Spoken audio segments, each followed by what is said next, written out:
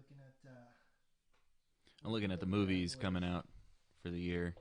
I saw Bad Boys right away, and I was like, ooh. Oof.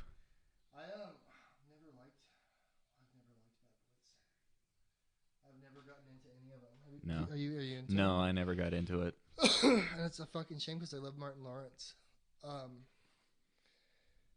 Because back when he was doing it, that was at his peak of stand up when he was like he was a killer, bro. When he would go out there and he would just destroy. And he was like really animated and would run around and do his jokes. And he got that Bad Boys money in, and his Martin show was like, so he has his sitcom money coming in, so he didn't have to give a fuck anymore. He didn't have to work. So he's like, I'm done doing stand up pretty much. Like I'm a major movie player now, so basically he just waits for another Bad Boy. He hops on Will Smith's fucking coattails and says, "Away we go," as we fucking carry on. And it's I still want to watch Gemini Man because I was like, oof, I fucking wanted to. I just wasn't going to pay money to see it. yeah. And it's one of those ones where it's like, I don't. It's weird because I don't have an affliction against Will Smith. No. I don't have a problem with Will Smith. And it's like I saw Gemini Man coming out, and I was like, ooh. I was like, ew. That's like fucking. It looks like a box office cancer to me, and it fucking was, and it fucking was, and it was just like it was nothing towards him. I just have fatigue. Yeah, I'm fatigued from seeing him so much. We've had him rammed down our throats for the last 10 years, from the height of the decade. Talk about the decade. Yeah. Okay. Yeah. Let's look back at this. Looking at the decade that's been Will Smith. Let's go back to Look up at the dates for like the first Men in Black. Let's say would you say that's his high point? Because that's him coming off of Fresh Prince. Well, that was what kind of put him on the map, as that and Independence Day happened, I think, the same year. And his album came out, Big Willie Style. That's right. Because we had Big Willie Style, and we played it in the minivan as we drove around. Because my sister was like, it's Will Smith, he's in such and such movie. And I was like, I like Will Smith. This is back when everybody loved Will Smith. We're like, Will Smith's great. Everybody loved The Fresh Prince. I used to watch it all the time. I think it was a staple in everybody's household. The reruns got everywhere. You know what I mean? Like everybody was watching it. I want to say it's 2000 or 98. 97 was. Was it 90? No, it was 97. Independence Day was 96 and Men in Black was 97. Okay. So we roll into 2000. So yeah, we're rolling into the millennium. Okay. What did he do in 2000? 2000. I'm thinking he had like he started off the decade with something high point. Was it Men in Black 2? It was. He didn't do Men in Black 2 till 2002. He went back into music pretty hard. I see nothing but a bunch of his video shorts and music videos. I guess he's a big YouTube personality. Now he is, yeah. From what I heard. Yeah. He just fucks around on YouTube all day. Which pisses a lot of people off because they feel like he's just kind of sucking the air out of a lot of the room, and YouTube pushes him pretty hard, which is like understandable. It's freaking Will Smith. Of course they're going to... Jack Black did the same thing. Yeah. And Jack Black's getting a lot of hate from the YouTube community because he just showed up. Yeah. And I stopped watching Jack Black's videos too because he was like, it's a gaming channel, and he fucking doesn't play video games. Yeah. He just fucks around. Like, there was one episode where he took a bath. I'm like, what the fuck is going on? I was like, it said gaming channel, not Jack Black. Follow Jack Black around as he dicks around channel. Which is fine if he didn't tell me we were going to watch Jack Black play games. And then one episode he played one of his games, the Brutal Legend game. Right, yeah. Which was one of my favorite games. The gameplay was iffy, but it had everybody from Ozzy Osbourne, Lemmy. Yeah. Rob Halford was in it. Everybody was in it. You know what I mean? Everybody that I loved. And, he played it for like a day, and he couldn't even beat the first level. And then he was like, fuck it, I'm done. And I was like, what the fuck? And he made like so much money off of it because he had like 4 million views in the first day. You know what I mean? Like, that's like PewDiePie numbers for no reason. And PewDiePie has like international clout and everything, yeah. All over the planet where people are like, he's really big in other countries. That's why people here don't get it. But like in other countries, people are like, yeah, PewDiePie. Like, we dig him. So that whole subscriber thing, most of those people are in India and like China and places like that. That's the people that dig him the most. Yeah. So everybody else here doesn't get it because they want to watch. I don't know what everybody fucking watches on YouTube. Actually, I watch weird shit. I watch a lot of Red Letter. But I watched their whole catalog because when I took all that time off, I was like, I'm gonna. I got into it because you were always talking about it, and it popped up on its own one day, and it was a Plinkett review for Star Wars. Yeah, and I was like, all right, I was like, cool. Like I watched it, and I kept watching it, and those are like early days where they were, even like early days of YouTube, it was good because they were like had a clear surgical focus on where they're going with their review. You know what I mean? And as they keep going, then it just gets once they become characters themselves, that's where it like. They used their own momentum and it kind of got better. Yeah. Got better on its own because they were just like, they just exist now. And like, this is their way of life. You know what I mean? And it's just a window into it and they just sit there and talk. And now Macaulay Culkin is like their best bud and shows up. Up all the time. Yeah. He shows up all the time. So it's like very bizarre. It's a bizarre way of life for them. And I don't know where I guess they're friends with somebody in the film industry or something, right? Like how did the whole thing come together, do you think? I really don't know. I'm going to have to look into their kind of background, yeah. Because they hang out with other directors and stuff where they've talked about other directors coming over and hanging out. Because, what's his name? Who filmed that movie, Bright? Yeah. He did that movie, Bright. I guess he knows them also. What's the director's Max name? Landis? The young Landis, not the Blues Brothers. No, not... I guess he knows them. I don't know how the whole thing works. Yeah, for some reason they just have these connections with a lot of. I don't know how, and I don't care. Like it's the part is like that's why it works for me. It just exists as it is. You know what I mean? But I'm assuming maybe they picked them up along the way, where they just kind of like people are just like. I mean, they've been doing this for a while. Yeah, and they're grandfathered in on YouTube. You know what I mean? If you go way back, like this is back towards fucking. He did Plinkett's review of the first Star Wars movies when those were coming out. Yeah, this is OG YouTube thing. That's a fucking long time ago. And we gotta get back on task because back to Disney Plus. We were talking about that earlier. I haven't watched any of the other Star Wars things on there, and I'm like, so they have most of their catalog is Star Wars shit.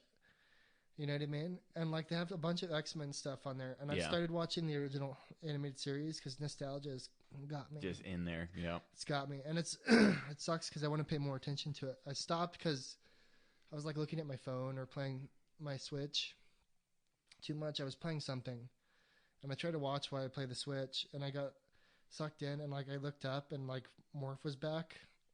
So I went through the first episode. If you haven't seen it, first episode.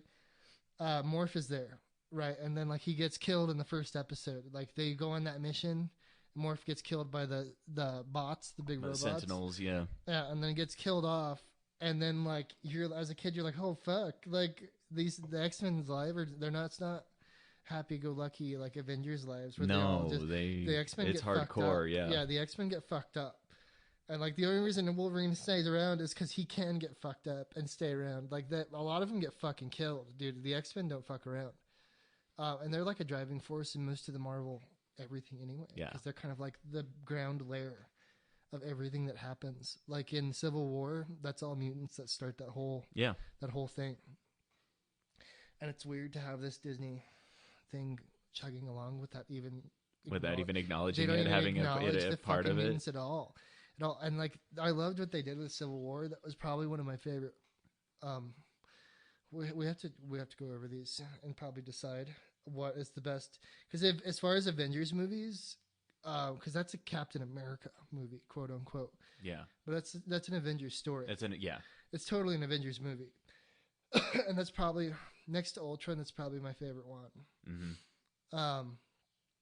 But there's a lot of fucking X-Men shit happening in the Civil War, and there's Punisher stuff that goes on because like Captain America beats the fuck out of the Punisher because he's like, well, let's just go in and kill everybody, and he's like broke into Tony Stark's lair and like he got all the way through and planted these cameras and stuff, and I think he ended up killing somebody, and so Rogers had to beat the fuck out of him because Rogers is like, well, we're not killing anybody. Bro, yeah, we're trying to make a statement here, and you're fucking it all up. We're in this giant war, but we're not killing anybody in this war. And Punisher's like, well, what the fuck? I was like, well, what kind of war? It's a war. Like, what did you want me to do? And there's X-Men stuff happening all around that. Like, the whole incident that happens that gets the politics involved was like a bunch of mutants ended up killing each other and a bunch of innocent people got killed. They blew up a school. it was they blew up like a school bus full of kids or something. Yeah, a bunch of kids get killed because these lower level like shittier mutants. One of them explodes. Yeah, like that's his power. Yeah, he fucking blows up and kills everybody. And then you find out later that he's like a plant or something, and it's like all established, and it's like right. It's a great story. We don't have to go through the whole thing, but Disney's like, that's not real. None of that's real. Let's tell you our version of it. Well, the thing is like it doesn't affect the story the way they did it, and like we'll say Endgame is the end, right? Like this is the end product of what we're getting, because we have to rebuild this whole thing in this next phase because there's no story to stand up. No. I don't even know what villain they could fight next as far as big villain. Yeah. Who else? I was hoping they were going to do like a Murder World because they're going to start doing X-Men stuff. Right. And they can start going into like MODOK stories and shit like that. It looks like they're trying to do a secret invasion thing with the Skrulls. That might be cool. What's that other storyline where they smash all the universes together? The Secret Wars. Secret Wars, yeah. I'm thinking it might be Secret Wars next. I'm hoping. Could be. That could be the last thing where if they need to reboot, they'll just do Secret Wars. You know what I mean? So the whole point of Secret Wars is to reboot the whole thing. Yeah, to just start over. So I'm leaning towards, if everything continues to do well, that we'll eventually get to Secret Wars. And then you'll get your return of Tony Stark, and like he's exists in this other. There's another version of reality, they'll get Wolverine to come back. What's his name? Will come back out of retirement, and he's in this universe, and they'll pay him it'll be just like Star Wars, dude. I'm writing it right now as we speak. So you have the new universe as Tony Stark, which could be the female. They could work that in there, or whatever, because you can do your Miles Davis or whatever stories. You know what I mean? Like your new Spider-Man. Mm-hmm. You could work those new stories in there, and still make it work. Because rumor has it is that Sony's offering Spider-Man up for sale for $10 billion. I think is the talk. It's finally for sale. They're finally like, okay, we'll sell Spider-Man, but for more than you paid for Star Wars, and Marvel all combined. Yeah. And Disney's like considering this offer. Oh my god, we can actually because they could make the money back. They're the only ones that could make the money back, but it's a fucking gamble. Like fuck, because if this superhero thing's asshole falls out like halfway through their buy, they're left holding the bag, man. Then Sony wins. But we're gonna get X-Men movies coming up next, and it's like, fuck. I remember. The only thing I can remember with the X-Men, because I can't tell you that the story is, I can remember the first 3 pretty well. The first 2 were my favorite. Yeah. Because I took my mom to go see the first X-Men because I was a little kid, and I was like, let's go see X-Men. I was like, fuck yeah, because I knew all about it, and my mom didn't know. She was like, what's his name is handsome. Wolverine, right? This is before he was the stud guy, though. He wasn't jacked or anything. No, yeah, Hugh Jackman he wasn't was fucking the romantic comedy kind of. he had a niche. He was the musical guy. He was still kind of doing stuff like that. You know what I mean? Because he's from Australia and he was doing stuff like that there, and then picked up, from what I understand. Oh yeah, there's a lot of guys that similar. Chris Hemsworth is another one of those ones. He was doing the Australia drama scene kind of thing. Yeah, soap operas and stuff like that, which is why he came pre-jacked. You know what I mean? Like he came pre-jacked out of the box, which is what good God bless him, because he fucking got scooped up into. I mean, he's only been able to pull off Thor, but good job. Yeah, good job. He's actually. If you're gonna have one hit, freaking make it big. Make it $1 billion hit. Yeah, $1 billion jackpot, baby.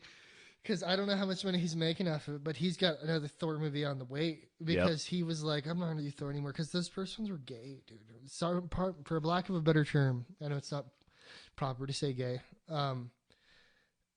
They sucked, I guess. I guess they sucked. They did. Well, they were heavy lore. Well, it was a part of things that just... You could tell even the people making it just like weren't super interested in it. They're like, all this, which is fucking weird, because it's like there's so much going on there that they just didn't. It's almost like they didn't want to make it. Yeah, you know what I mean. And they were like, "What do we do?" I was like, "It's Vikings." Well, they didn't. I think they had to change directors like halfway through on the second one. I don't remember. Dark World. That's Dark World, right? Dark World. Yeah. You know what? As weird as I liked Dark World, I liked it more than the first one. Everybody always tells me that the first one is better because the whole fish out of water story where he's in the I think they're somewhere in Socorro, outside of Socorro when they filmed in New Mexico or something like that. It's in Roswell in the movie or some shit like that, right? And he's just like on this bullshit set, living his best life, and I'm a Viking and I live with these women now. Haha, I'm a Viking now.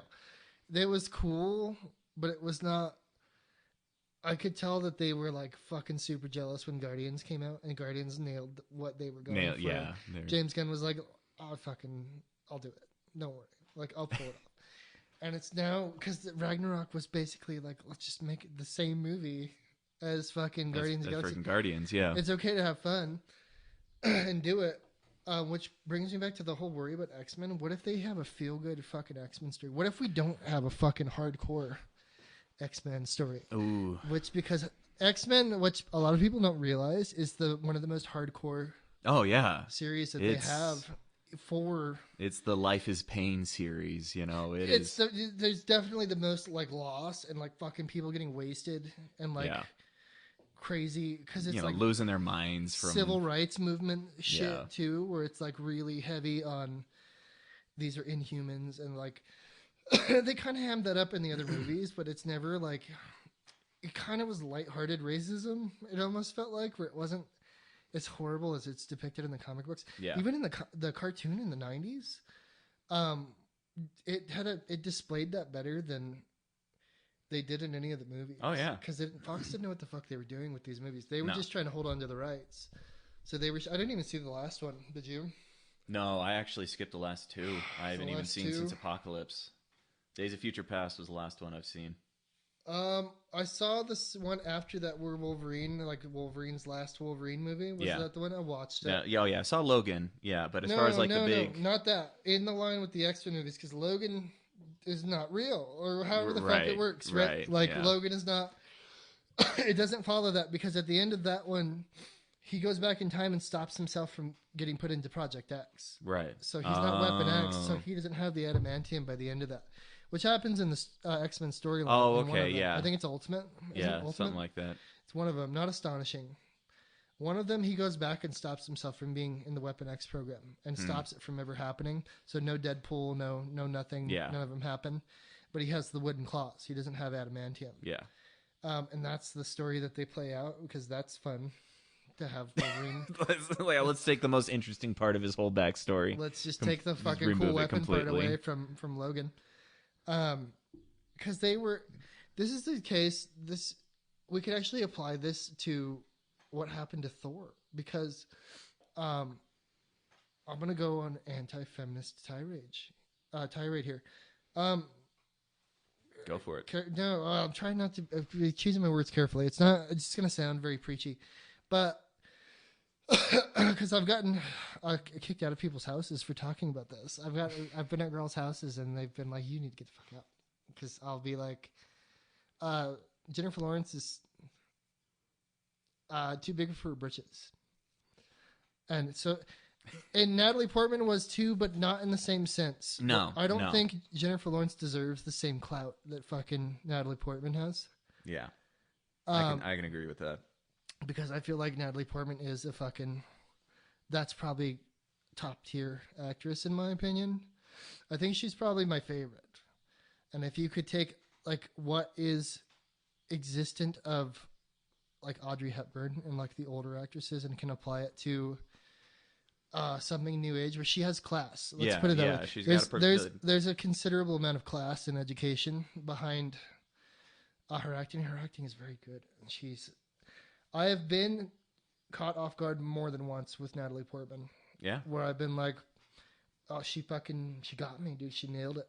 And she's transcended her being Natalie Portman, has become other characters. And I've bought it. Where I've been like, this is absolutely, she's acting her ass off. And Jennifer Lawrence, I've never been like, wow, her acting is fucking amazing. She's blowing me away. Like, I've always thought she was good. She has a great emotional range. She's good with emotional stuff, and she can show a great range. She's not a bad actress, but she's not in the same tier as like Natalie Portman. I think No, Natalie no. Portman is fucking is a very highbrow version of what Lawrence wants to be.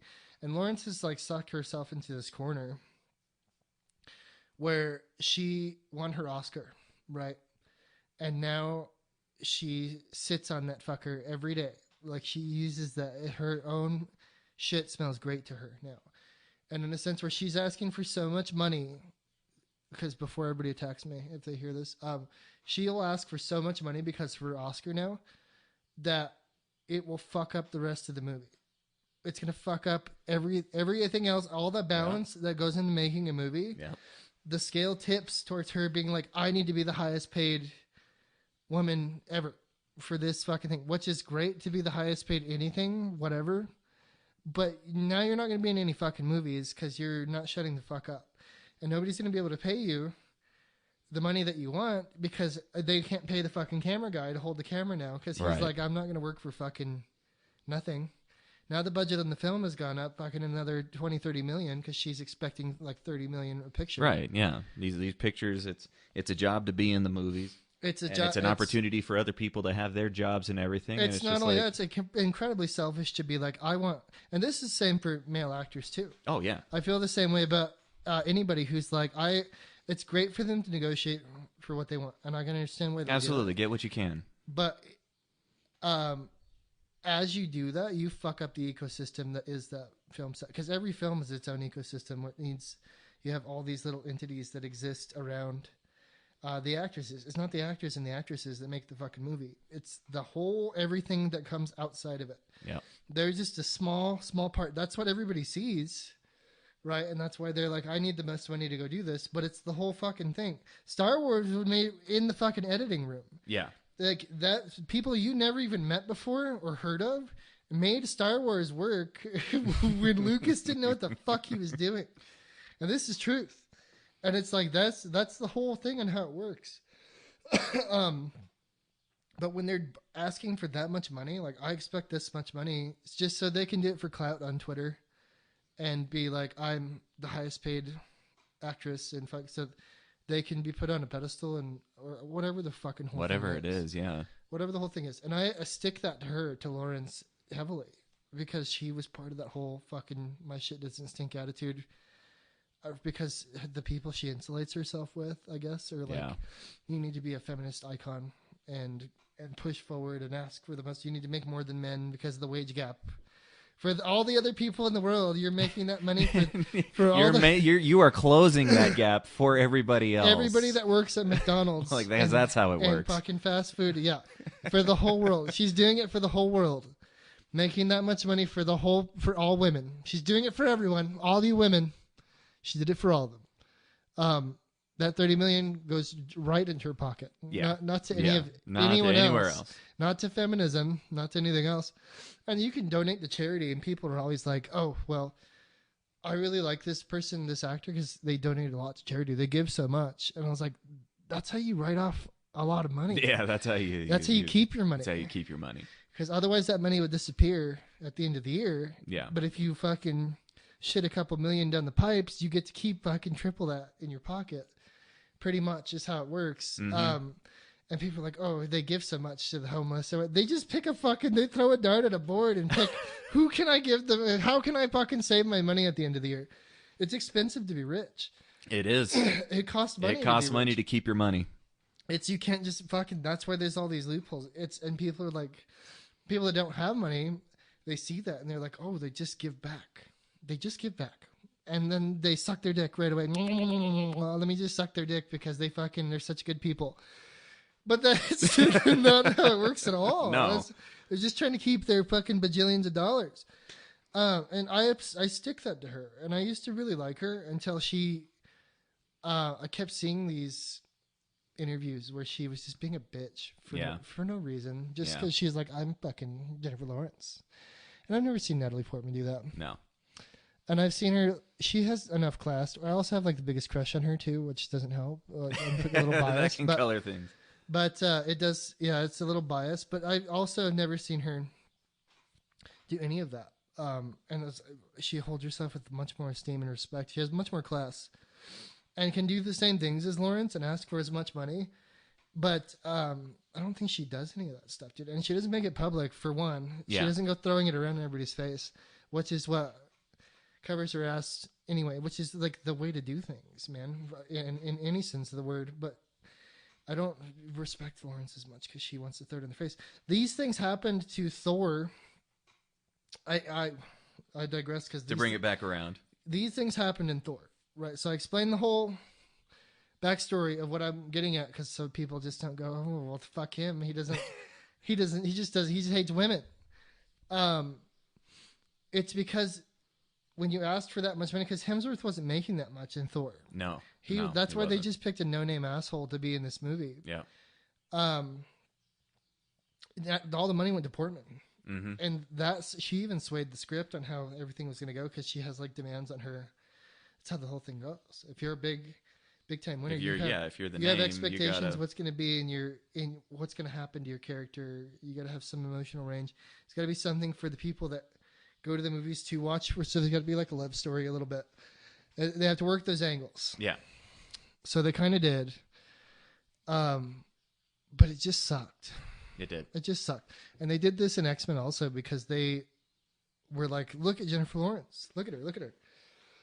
The whole thing was about Mystique. Oh, it was all built around her. Yeah. It was built around Mystique, and nobody gives a fuck about Mystique. No. Nobody, I can't think, growing up, nobody was like, I want to be fucking Mystique. If we were playing in the backyard and I had everybody over, like all the neighbor kids, and the girls were there, were playing X-Men, nobody picks Mystique. No. I couldn't think of anybody that's like, I want to be fucking Mystique. Everybody wants to be Cyclops or fucking Wolverine. There's always 2 or 3 Wolverines, where it's like, I'm Wolverine, and everybody's like, no. Yeah. Because somebody else already picked Gambit, and we can't. So we'll have 3 Wolverines. But nobody ever picked Mystique. Nobody that I can think of. No, you were Storm, or you were Jubilee. Yeah, but they'll pick Jubilee before, or Rogue. Yeah. Rogue is like the best one. Oh heck yeah, man! Anyway, she's basically, you can just take anybody out by touching them. Come on. She's basically Superman at that point. At that point, yeah, when the show was going on, yeah. Once in the 90s, which they don't explain that in the show. No, they don't. But she did absorb Captain Marvel's powers. Yeah. So all your high point from like the TV shows and the movies with Captain Marvel, where everybody's like, oh, Captain Marvel's really great. Actually, I don't think anybody says that, but in the comic book they say that, but because I never was really that into her. I was like, okay, like I respected her and her powers, and I was like, she's basically Superman. I'm not a Superman guy. Mm-hmm. So it never really was like, that's the one I want to follow. I need too much. I gotta have fucking scars and pieces missing from my characters. I gotta have a Wolverine. Yeah. I gotta have Cyclops. I gotta have like a fucking damaged hero. You know what I mean? Who does the right thing despite. I mean, I don't want the too perfect. It just doesn't work. I've been playing like the Batman games because I'm like, oh, fucking Batman's so sick, bro. He's fucking so sick. And I'm like watching him cry over his dead parents, and I'm like, oh, fuck yeah. Oh, fuck yeah, he's crying. Yeah, he had loss. He's a hero with loss. And it just makes the hero so much better, because you're like, man, it humanizes them, so you can identify. And Rogue was like a better version of fucking Captain Marvel, because she was like, well, I can't, my life sucks. She's like, I have all these fucking cool powers now, but everything fucking sucks. I'm still totally isolated. I can't touch anybody. I can't touch anybody. She can't fucking go out on dates. She can't really hang out with anybody, because she'll fucking... If she even like, she'll just freaking suck the life out of them. She farts into the air conditioner, she'll kill you all with her powers. But Mystique is just like Magneto's bitch. Yeah, she's kind of like Magneto's Harley Quinn. She just kind of does whatever. Just kind less interesting. She's kind of fucking, rolls around with Magneto. Magneto's like, well, just do whatever the fuck I say. And she's like, okay, whatever you want. And that's basically that's all. That's all and it was. It's then the new movies, she didn't even do that, because they're like, and it's Michael Fassbender, and I fucking have grown to love Michael Fassbender. Yeah, he's like, I think he's like super underappreciated as far as his roles. He's never like nobody ever's like, oh, Michael Fassbender is like one of my favorites, but he's like becoming quickly one of my favorites. Like everything I've seen him in, he's fucking top notch, dude. He's always like surgical with his roles. Did you watch the new Alien? No. You should. If you like Michael Fassbender, just watch it. Just for him. He was the fucking best part of that movie. Yeah. Yeah. Sorry to walk away from the fucking Jennifer Lawrence is a scumbag conversation. But Michael Fassbender brings it. We could do a whole episode of talking about that Alien movie. I'll have a fucking PowerPoint up and fucking explain. There we go. We'll go bit by bit. I'll explain to you exactly what fucking happened. And basically, I'll boil my theory down, is that the director was like, fuck you. I don't want to do these fucking movies anymore. Burn the bridge. Well, they fucking made him do the Alien part. Right. And he didn't want to do it. He's like, I want to keep going with Prometheus. And I loved Prometheus. And it's a flawed movie. A lot of people like shoot it down, but they're like, no, it's okay. It's okay. But the problem is like, I can see the good in it. I can see great in it. Yeah. I can see like the concept of the whole movie. It was like, fuck, that's like a really profound to do with thine creator. Like basically to see the face of God is like kind of the theory of the whole movie, where they go deep into space to meet the creator of the human race, to basically meet God. Yeah. And find out that God was trying to kill them all off. They were a mistake. They were left off to the side because yeah. the missionary that was sent to go wipe them out, screwed up. Archangel, he fucked up and died in like a space crash, space wreckage, whatever you want to say. I was like, the whole thing is really profound and thought provoking, and it's a beautiful movie. Like its cinematography is just, it's very breathtaking and stunning on how they shot everything. And the one thing that fucked it up was they hinted at the alien. Yeah. There's a xenomorph on the wall in Prometheus. Mm-hmm. And they're like, oh, it's in the fucking same, which is clearly in the same universe, because the ship is the same ship that they get the eggs from in Alien series. Alien series, yeah. And what he was trying to do was, I was like, fuck, like it's so good. What his idea was is that space is so big, you'll never understand all these fucking... It's not about understanding where these things came from. Right. The space is so big, and there's so many things that we don't know that can be explained in deep space, that it's just these things barely collided, and like these two separate timelines and things happened just out of chance. Pure chance. Yeah. And it's only touched on the fact that it's kind of in the same world.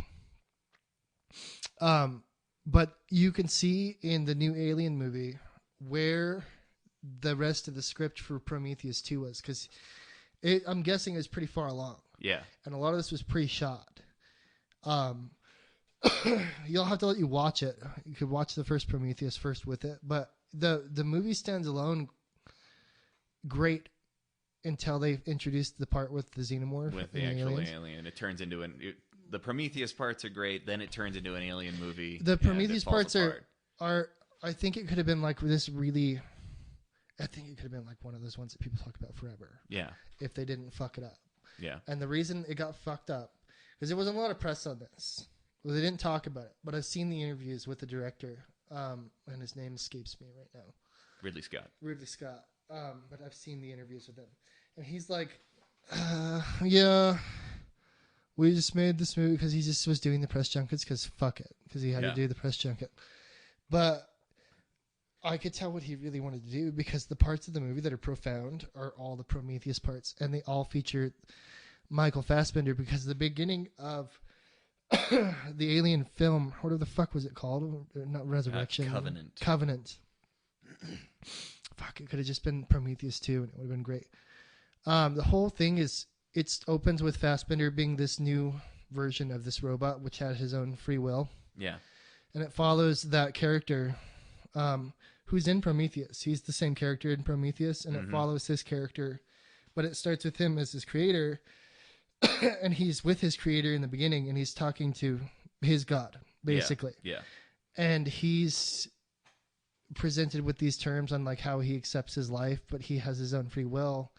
And it's him... once you know your own God is just a mortal man, everything else is stripped away. Right. So he searches for deeper meaning, and it ends up spiraling out of control because he realizes that since he can't physically meet God, he can't find what the true meaning or purpose of creation is, he becomes God himself. He tries to create it himself, yeah. So it's this awesome like Frankenstein story almost. and it's just has this beautiful classic tone where there's so many influences on the outside, and I feel like it's so underappreciated because it was just a shitty alien movie. Yeah.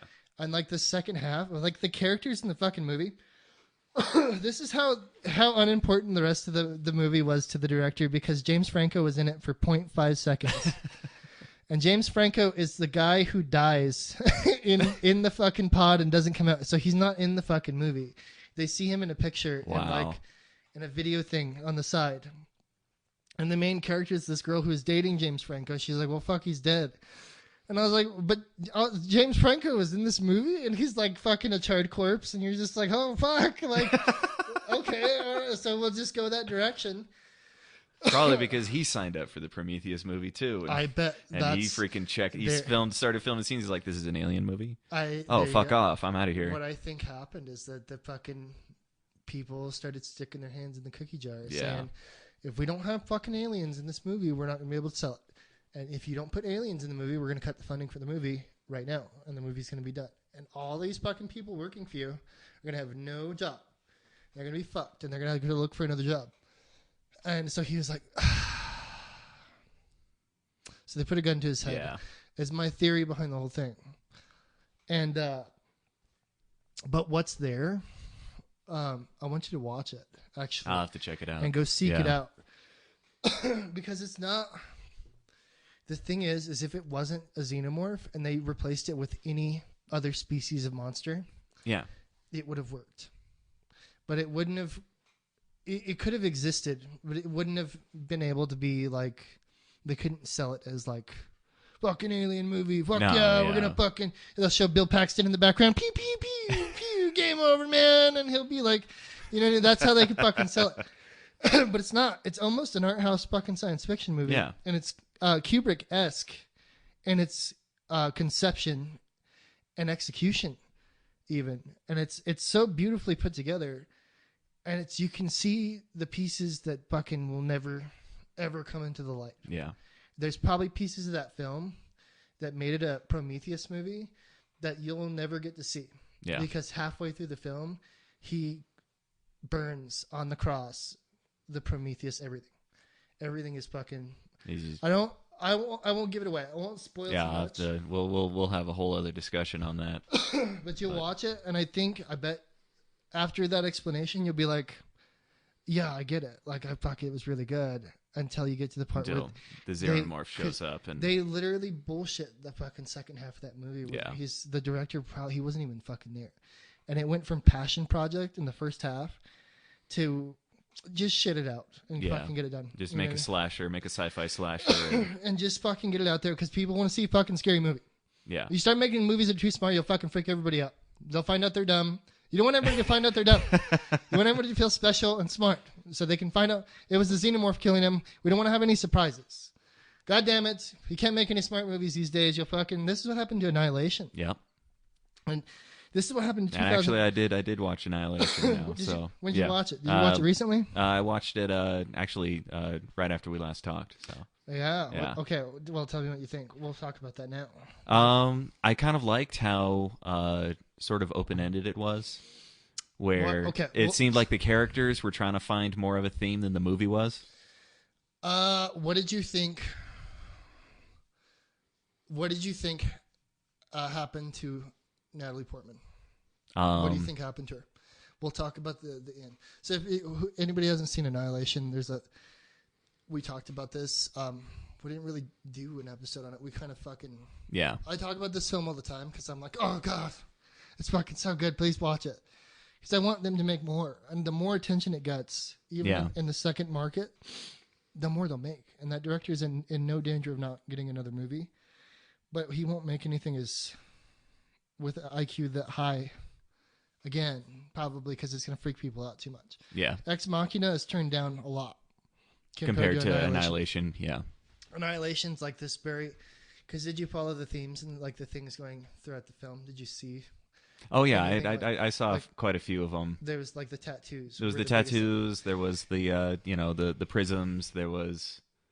That's right. Yeah. It's been a while since I watched it maybe 3 times when I saw it the first time. I watched it again right after that because I was like, oh, like something snapped. Yeah. With the tattoos. With the tattoos, yeah. Because I didn't. I picked up on that about halfway through. I was, That's where I was, because it shows you in the beginning Natalie Portman has one on her forearm. Mm-hmm.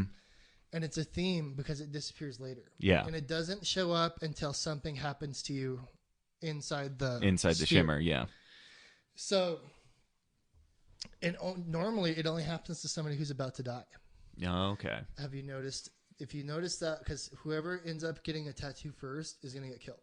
And they spend a lot of time with that character. Yeah. Talking about them and like giving them exposition and stuff. And then they get killed some way. Like that fucking bear monster, right?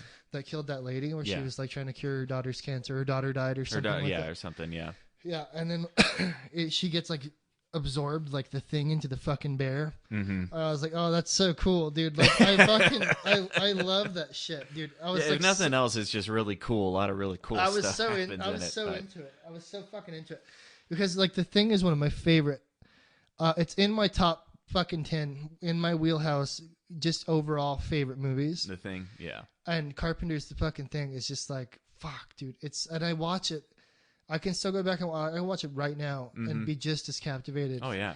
As I was the first fucking time I saw it. The first time I saw it, I was like fucking, I was like under 10 years old, and I was flipping through Sci-Fi Channel, and I was just caught the part where the fucking dogs are getting sucked together. Oh, yeah. And they all mutate into one dog.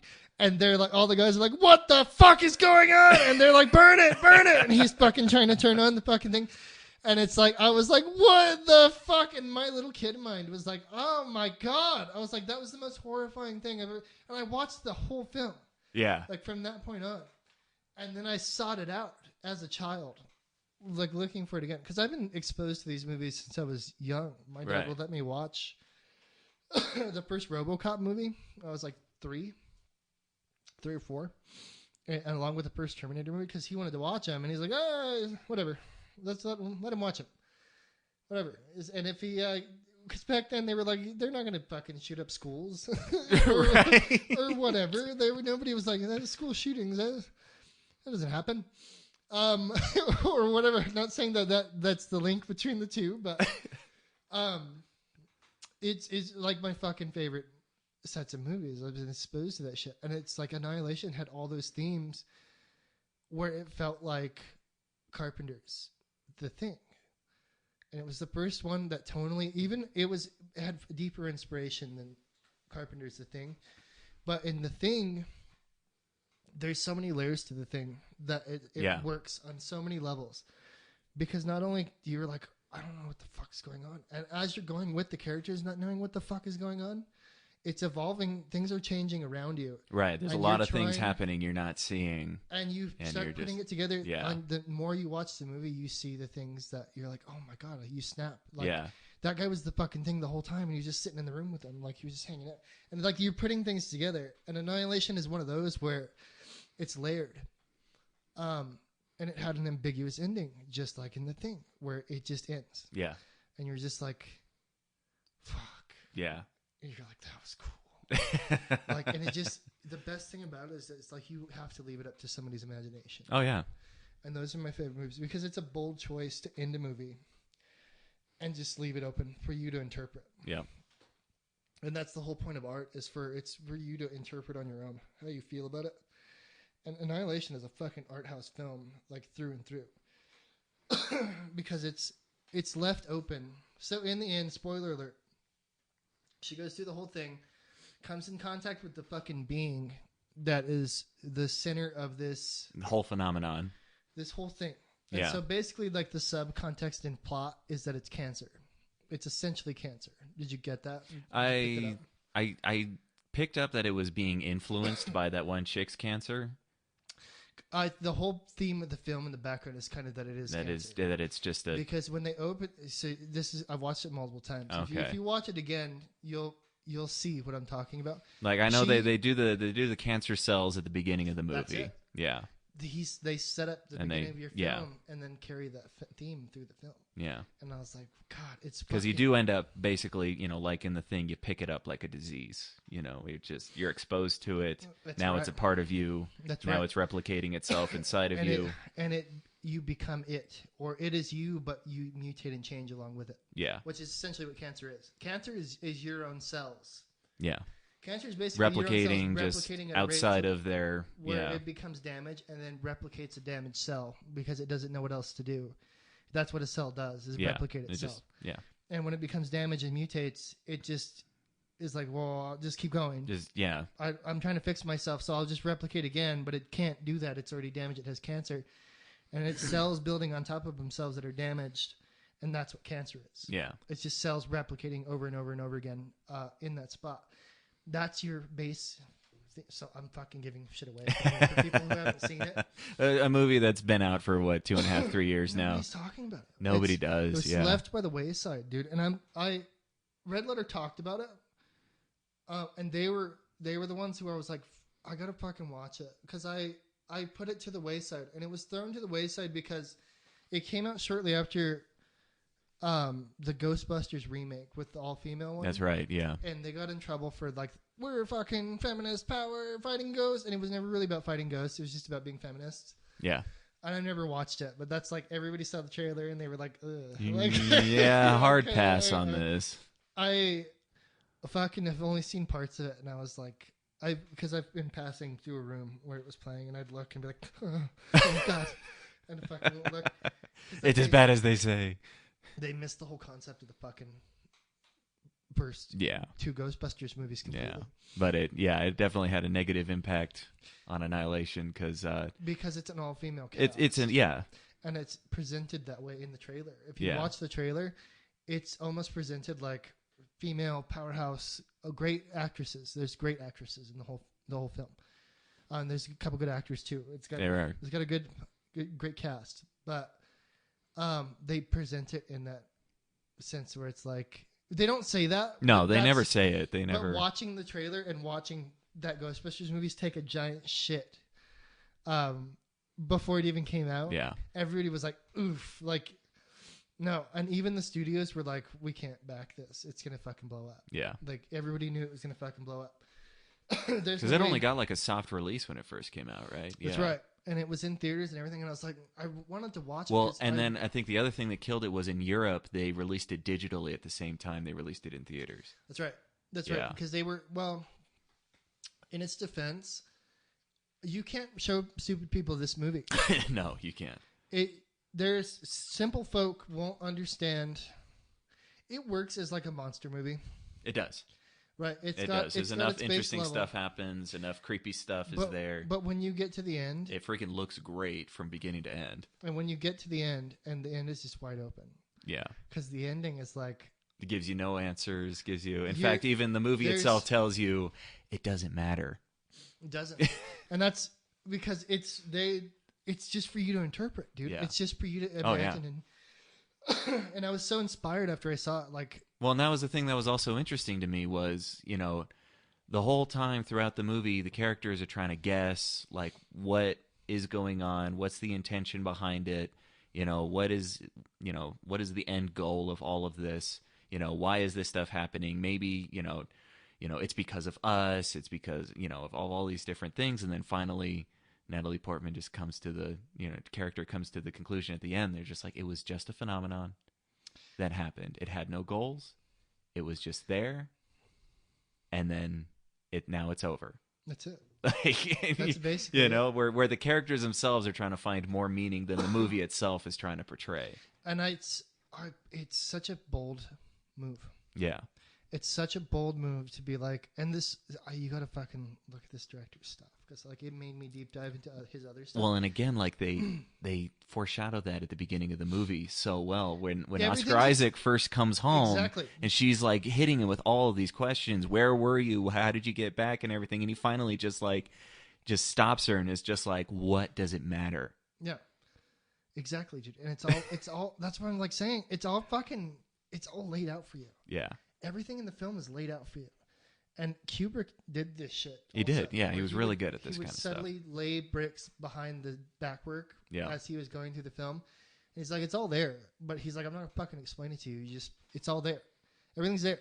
Yeah. But this one, it does a better job of take my hand, and like I'm gonna kind of guide you in this direction, right? Without pulling the Interstellar. It was love, Murph. It was love, Murph. God, that movie fucking disappointed me at the fucking end. Why'd you have to bring that up? It fucking killed my buzz. Because it's, Annihilation is doing all the same things Interstellar was trying to do, but executed the way you're supposed to execute it. And then the movie didn't work, but fucking McConaughey got away with it again. Like he did it again, dude. McConaughey does it all the time, where he'll fucking step in shit, and it'll turn into gold, and he'll be like, "Oh shit! Oh, I got it on my shoe. Oh, never mind, it's gold. We're good anyway." I'm doing a Lincoln commercial now, and he'll wipe it off on the Lincoln as he fucking gets in. Oh yeah, thank you for the money. Bless him. I love him to death. Oh, he's great. That's why he's allowed to walk like a bulletproof, like a deity almost amongst men, because he can walk into a burning house and be unscathed. You know what I mean? Like he can walk out of like Rain of Fire and other movies that are just collapsing around him. The movie will be over, and he'll be like, "Well, I'm going on to the next movie," and he can just keep going, bro, and keep chugging and making fucking movies. And it doesn't matter if they fucking suck or not. Like, he'll walk out of it and be like, "Fuck yeah, failure to launch is in the can. Like, let's move on to fucking Interstellar," or whatever the fuck he did next. You know what I mean? Let's go do Sahara. Yeah, dude. We can talk about Sahara. Did you fucking not like Sahara? No, I like Sahara. I just think it's funny that it didn't end up going anywhere, because I was like, this is...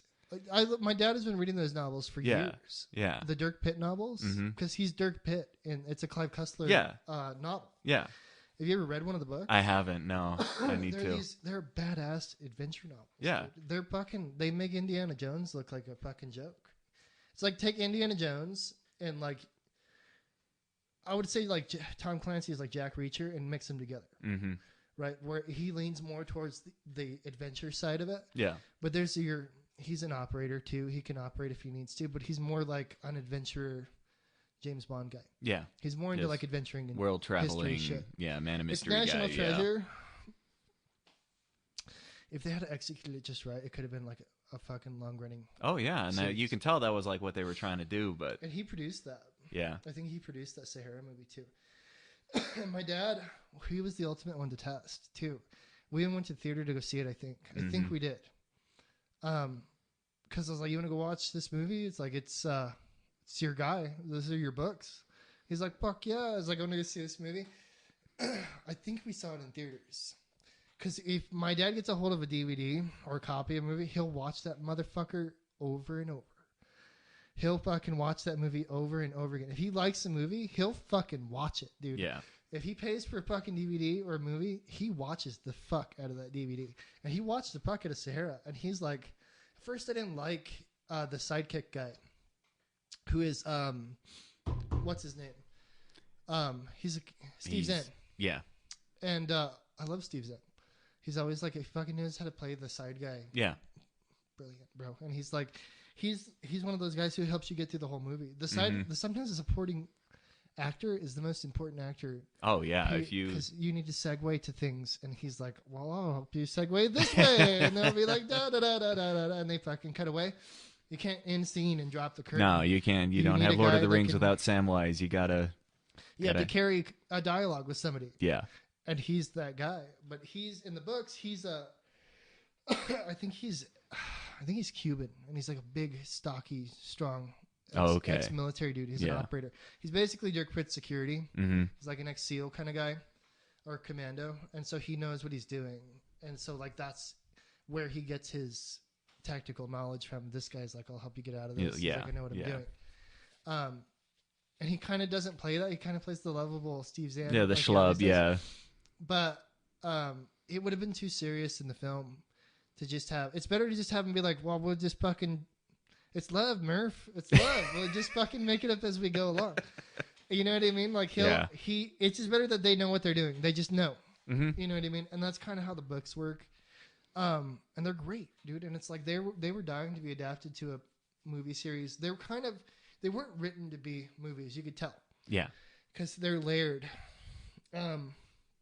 There's a certain kind of person that loves those types of novels, and they're geared for that. They're not made to be for movies. Tom Clancy's just so happened to make books that folded well into movies. But I would put his caliber of novel along the same lines, where I don't think that was the intention when he wrote the book. Yeah. He just wanted to write some badass, like, military Indiana Jones, military something. Kind of thing, yeah. The same kind of thing, but it's like all the tools are there. Yeah. And you just need to shave off the excess stuff, and you have a great movie. Well, that's the. Have you ever read any of the Bourne books? I haven't. There's a lot. Those books are actually, those stories are pretty dense, actually. And they managed to just, in the movie, they shave it back, and they're like, no, we're doing this amnesia mystery spy thriller. You can't follow. It's too much for somebody to just jump into a fucking. When you're in a novel series, yeah. Let's put it in. Let's say you're reading a novel series. You're very possessive of that character. Yeah.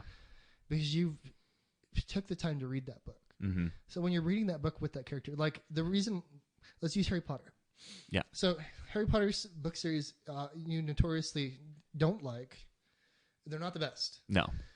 But people love them, and I love them still, because that was the first set of books that I spent time reading. I can see that, yeah, and that's the way it was for a lot of people. Exactly, and it's what good Harry Potter did for the entire nation, or not just our country, but other countries, to pick a book up and read it. And also, like, not just to read the next Harry Potter book, but they're reading other stuff too. Yeah. And people are reading books. Yep. It became cool to fucking read books again. And not just like Goosebumps, because Goosebumps there's some really good Goosebumps out there, to be honest. I went back and read a couple of them. Like The Beast from the East and some of the ones from my childhood. But nothing that builds with a character like Harry Potter. When you start at the ground level of Harry Potter, you don't know what the fuck is going on. He never knows what the fuck he's doing. Let's be honest. And by never, that means like from beginning to end. His whole life is just how I live my life, where I just go and if somebody doesn't tell me no, we just keep going. If somebody doesn't say anything, we're fucking doing fine. And that's basically how Harry Potter lives his life. He has Ron to tell him no, or Hermione will be like no. And he'll be like, okay, we won't do that then. But if nobody tells him no, he'll be like, well, fucking do that. Let's go into that fucking three-headed dog lair. And Ron didn't say no, so he's like, okay. We're good? All right, let's go. Yeah, nobody said no, so I guess we better go. That's the whole... I just broke down Harry Potter. I just broke these walls. That's the whole thing for Harry Potter. It is. I broke it down for you. That's how I live my life. Excuse me. But... you spend time with that character. And when you read a book, it takes time to read that book. Yeah. Right? You set time aside to be in that world with that character. Which is why you can't put everything in the movie that's in the books. Which is why some people are like, oh, I didn't like this part of Harry Potter movie because it didn't have this or yeah, there was so much more in the book, and it was, And it was because you're possessive of that character now. Right. You spent so much time You're with hoping them. to relive that experience you had reading the book. I'm here with Harry Potter. You're basically Harry Potter. He just takes you through his whole world as you go through. That's what happens with these Dirk Pitt novels and stuff like that. My dad's been reading them forever, so he's like, as they go consecutively, they're beefy books too. They're pretty thick. Yeah. They're 2-3 inches a piece, and even in paperback. As you go through these books with that character, you already know this character like a fucking... like the back of your hand, like your friend. So you're like, I understand how he's going to go. And he gave it the stamp of approval after it came out, which is impressive. He's like, well... somebody's that into it, yeah. And McConaughey read him too, and he's like, yeah, we could do this. And McConaughey's that guy where he's likable enough to be like, don't worry about the fucking details. It's me, baby. Yeah. It's fine. Yeah. It's me. And that's what fucking made it work for me, is like, even if it wasn't spot on, because I hadn't read the novels as much as my father had, but he's likable enough to where you're like, let's just see where it goes. We'll just keep going. And you carry through the movies, and it's got this great backstory where they have the whole national treasure thing where we're going to find this hidden treasure. It had enough going on in it where I was really into it. And they didn't, it just never made it off the ground, man. It was so weird that it had everything going for it, and it just didn't work. And it could have been like those Mission Impossible movies that they just kept going. Yeah. They built on their own momentum, and this Tom Cruise managed to pull it off, and he was doing great. And then the movies kind of got weird. Like the second Mission Impossible is weird. It's very weird. Yeah. Okay. Have you seen it? Yeah. You know what I'm talking about? And it's like that one should have put a stopper. It in my opinion, it should have stopped most of the series. Oh yeah. Because it was really weird, and I don't remember what the fuck it was about. But I remember the end dirt bike scene where they. It was that weird late '90s like freaking. Everything was doing it. Is that the one that was directed by John Woo? I think so. I think it is. You know why? Because you know how you can tell it's a John Woo film because doves will come out of nowhere. Yeah. In slow motion. Yeah. And you'll be fucking like walking, and doves will be. You're oh fuck! I'm in a John Woo movie. Where like doves will fly slow motion. Past you. That's how you know you're in a John Woo movie because doves. Well, and that became such a huge trope in the late '90s. Oh fuck! Because John Woo was the fucking master of slow mo. Oh yeah. But it is. I can tell you it is without. You can look it up, but I will put my stamp of it's fucking probably a John Woo movie because of that end scene where they fight on fucking crotch rockets, and they fucking duel. And they like race through the city, and then they end up on the beach, and the tires on the bike change to dirt bike tires. Yeah. And they're just like, we're gonna fucking joust on fucking, and I'm just like, what the fuck is going on? And I'm just like, we went from like kind of making sense to like this video game ending where he's like, they fucking ride the dirt bikes and crash into each other, and they jump and grab in midair, and like, I'm like, what the fuck? And Tom Cruise is like, I'm on board. Let's fucking do it. That was freaking 2000, man. That was. It was okay. Post Matrix. Okay, is it Woo? It's Woo. It was Woo. It was post Matrix. It was because I can see the end. I can't tell you what the rest of the movie is about, but I can tell you the end scene where they fucking fight on motorcycles. Yeah. Because that's when I was like, what the fuck? And I was like, I can't tell you what the rest of the movie is about, but I can tell you that the tires changed. Because I'm like, because they show close up on the tires, and I'm like, those aren't fucking street bike tires. What they had time to change? It was like, nope. And now I'm so caught up in this fucking detail that I can't enjoy. You can't even watch the rest of the scene. You're like, I don't care about all the rest of this fake ass stuff coming I'm like, up. oh doves, oh fuck, oh wait, we're John Woo, yeah. And you carry on. I don't remember what he was trying to stop. Some bad. It was some virus or something getting released. Wasn't no? That was the third one. Was that the third one? Yeah, I thought the third one was where he had a bomb in his head. No, I think that's two. Because in the third one, his wife gets injected. Okay, so the third one, he gets injected with this fucking virus. It's almost like Arkham City, the Batman game I'm playing. Yeah. Because he gets injected. No, the second one is the virus one. Is it the virus one? I thought it was fucking Ghost Protocol. You know, Ghost Protocol was was basically they just redid the first plot where people are trying to steal the identities of spies. Okay, well, they've all mashed themselves. They've all mashed. Yeah, they are all mashed together. It doesn't really, and you don't even have to watch these in any kind of order, really. No, but I fucking love them. Yeah, besides the second one, and I'll watch it again if I get a chance to watch it again. I'll watch it. Because the third one had Philip Seymour Hoffman. Philip Hoffman was the bad guy. Yeah. Yeah, and he was great, and that's when Hoffman was like fucking rolling deep. He just finished Capote. That's right. Around that time too, and he was like, I'm fucking making movies like crazy and shooting up heroin. Life is great. I'm fucking doing great. Nothing will happen to me. And then he died from doing too much heroin. Yeah. But sorry, Phil, to his estate. I apologize. Don't sue us. But yeah, that was weird because he was in the fucking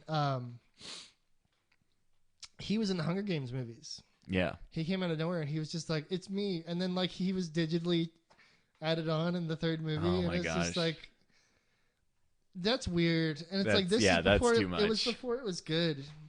Before it was like in Star Wars, where you're like, I kind of buy it. Like, okay, yeah, you know what I mean. I'm trying to think of the first time I've ever.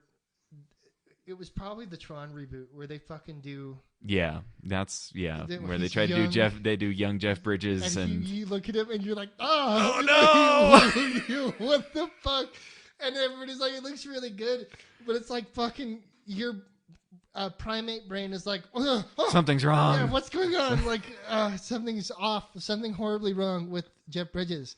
And he's like, "It's me, man, Jeff Bridges from the." And he probably has his beard, and they didn't even. I'd say the one thing that makes that work is the fact that, you know, aside from the first time they do it at the beginning of the movie, the rest of the time, the character is a bad guy and is a computer program, so you can kind of like they made it work, and it makes it work. Just kind of the creepy level. Shocking as the freaking first scene where you see him and you're like, and you're just like, geez, you get punched in the face with young Bridges. You know what I mean? And you're just like, fuck. And that's another series that I feel like should have made it. It should have made it. It really should have. Tron? You were into the Tron? I was into it. Yeah, I was into it. I was like, I was like a small camp of people that was like, I was on board from day one. And I was like, I loved the first one, and I didn't know that other people didn't fucking like that movie until like I got older and met other people, and we were talking about something. We were talking about Kingdom Hearts. Yeah. And there's a Tron level in Kingdom Hearts. And we were playing it, and I was at my friend's house, and he's like, "Oh, we're at that fucking stupid video game level." And I was like, "Ha ha!" And I look at him like that's he's joking, funny, man. And he is serious, and I'm like, "You don't like it?" He's like, "Fuck no, that movie sucks." And I was like, "Wow!" I didn't.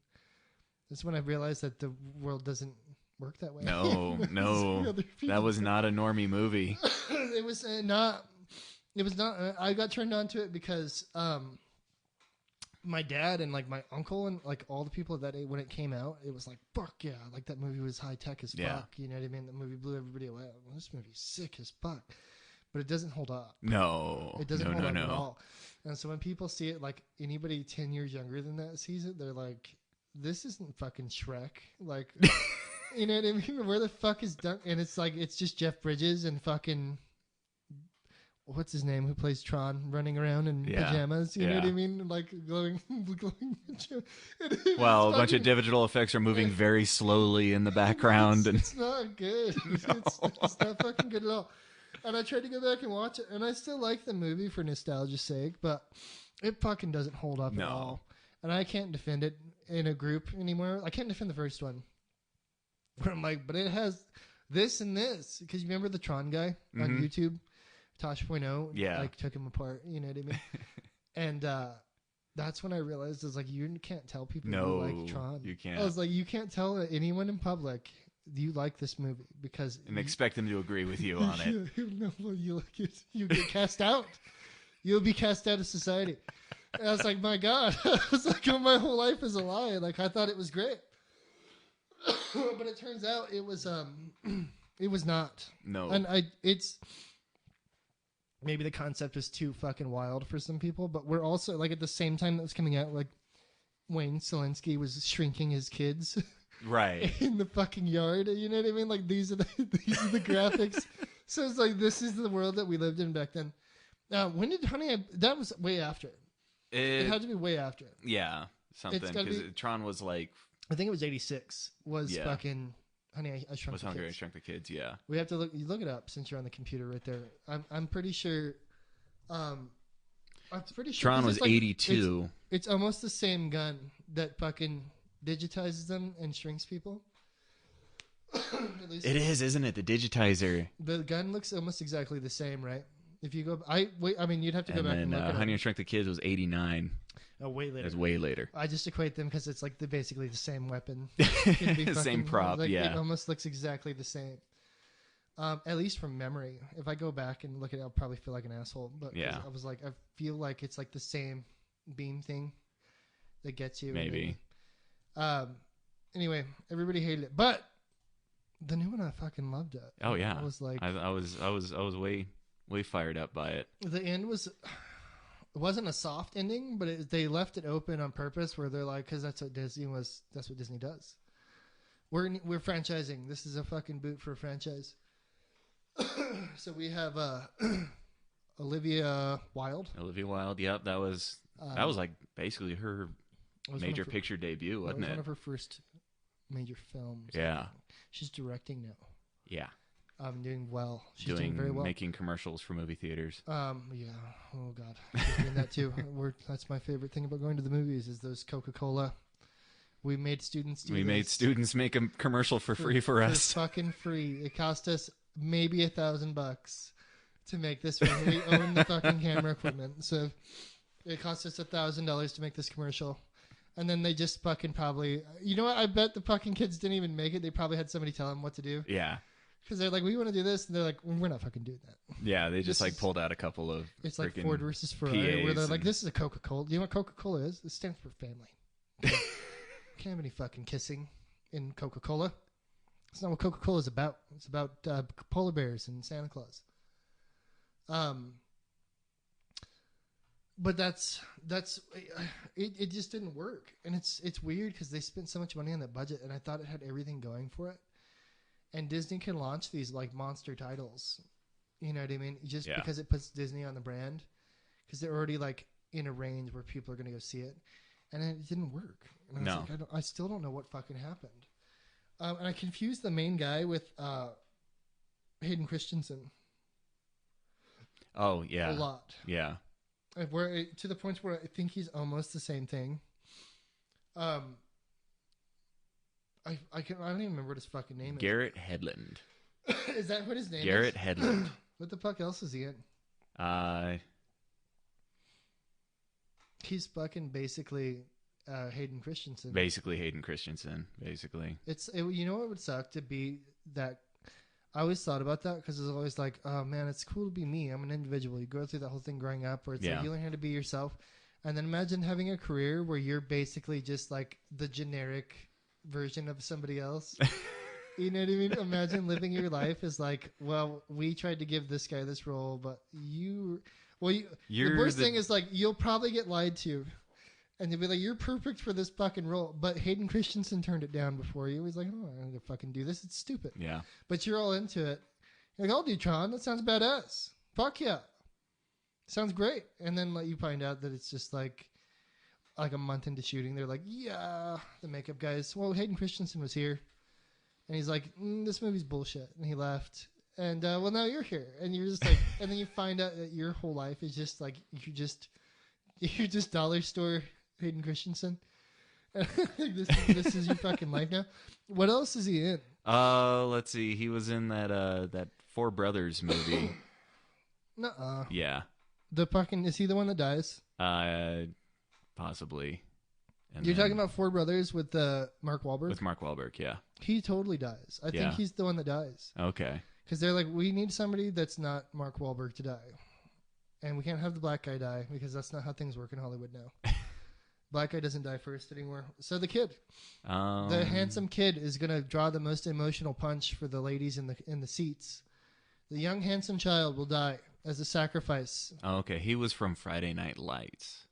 Is kind of where he got his start. Can't help you there. Nope. Don't know anything about that. I can't do a lot of sports. He was in the Aragon movie. Aragon. Yeah. Lord of the Rings. No, more like Lord of the Rings mixed with Star Wars.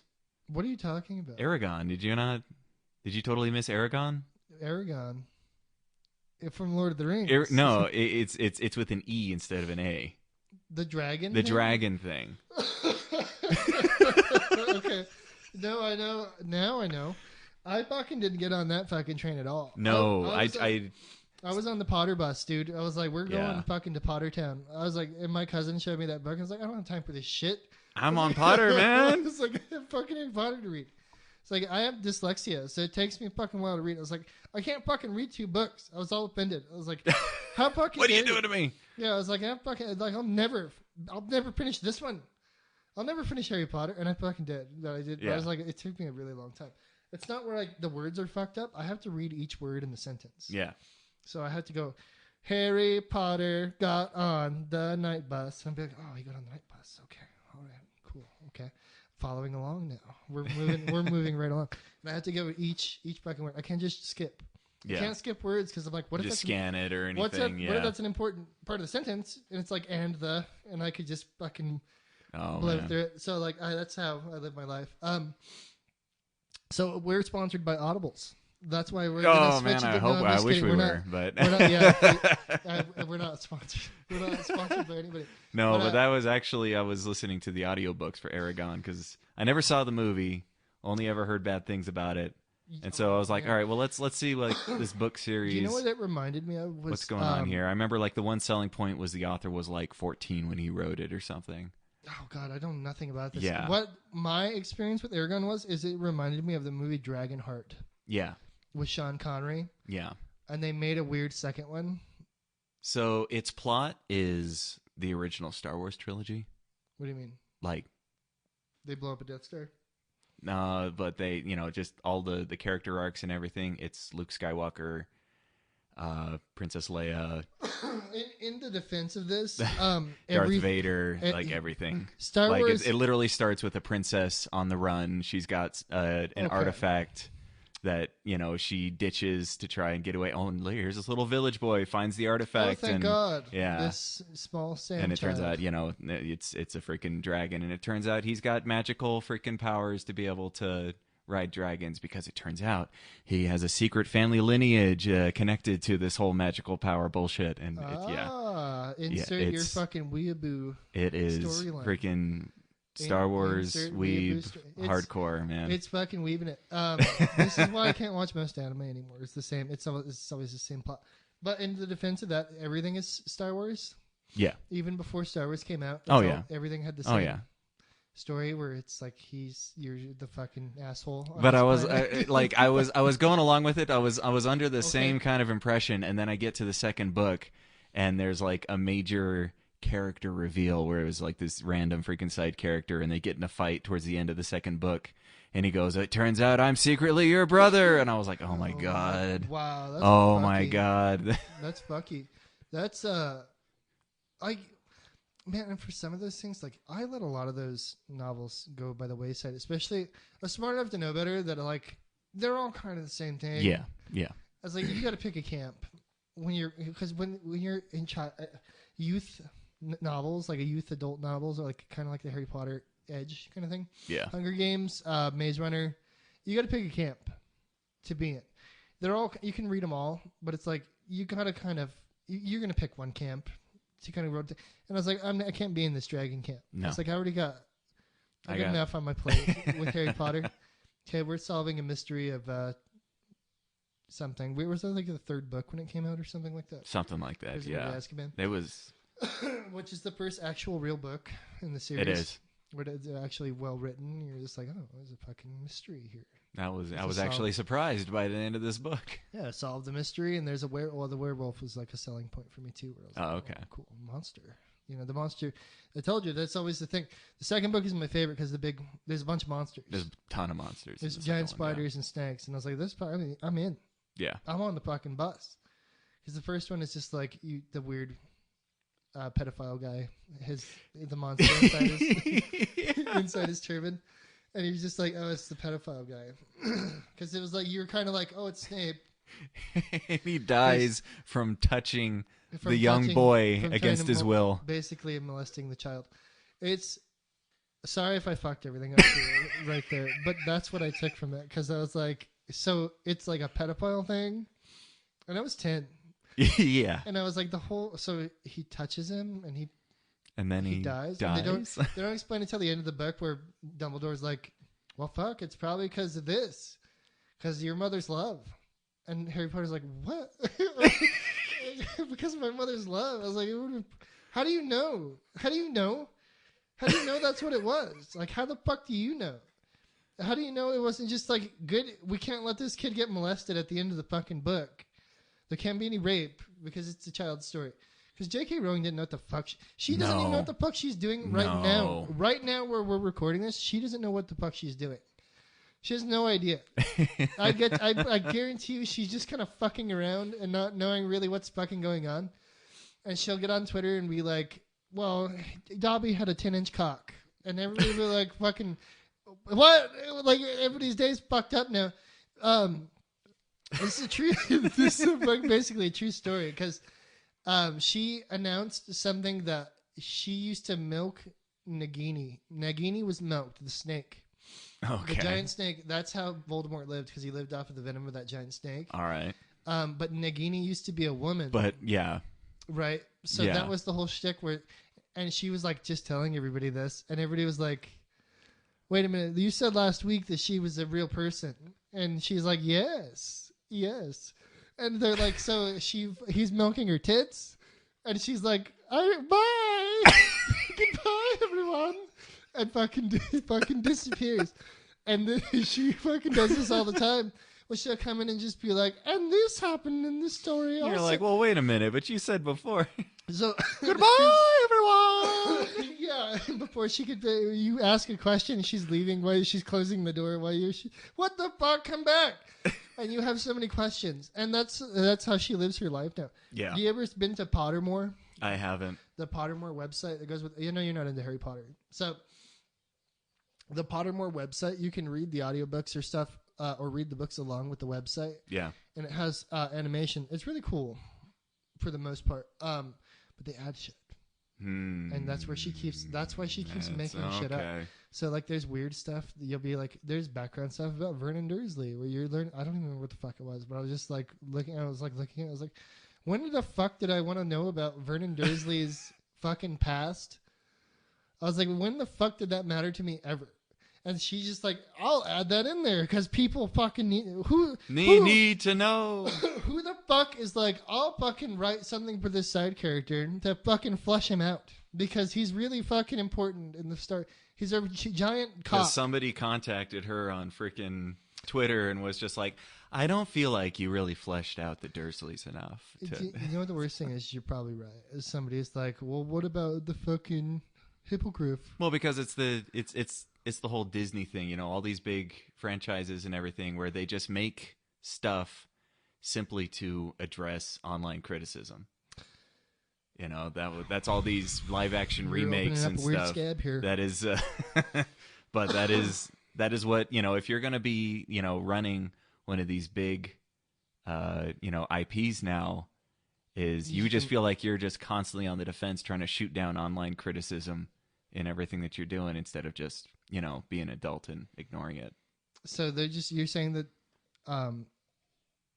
the fucking original Sonic that came out was a fucking lie. They never really intended to make him look like that.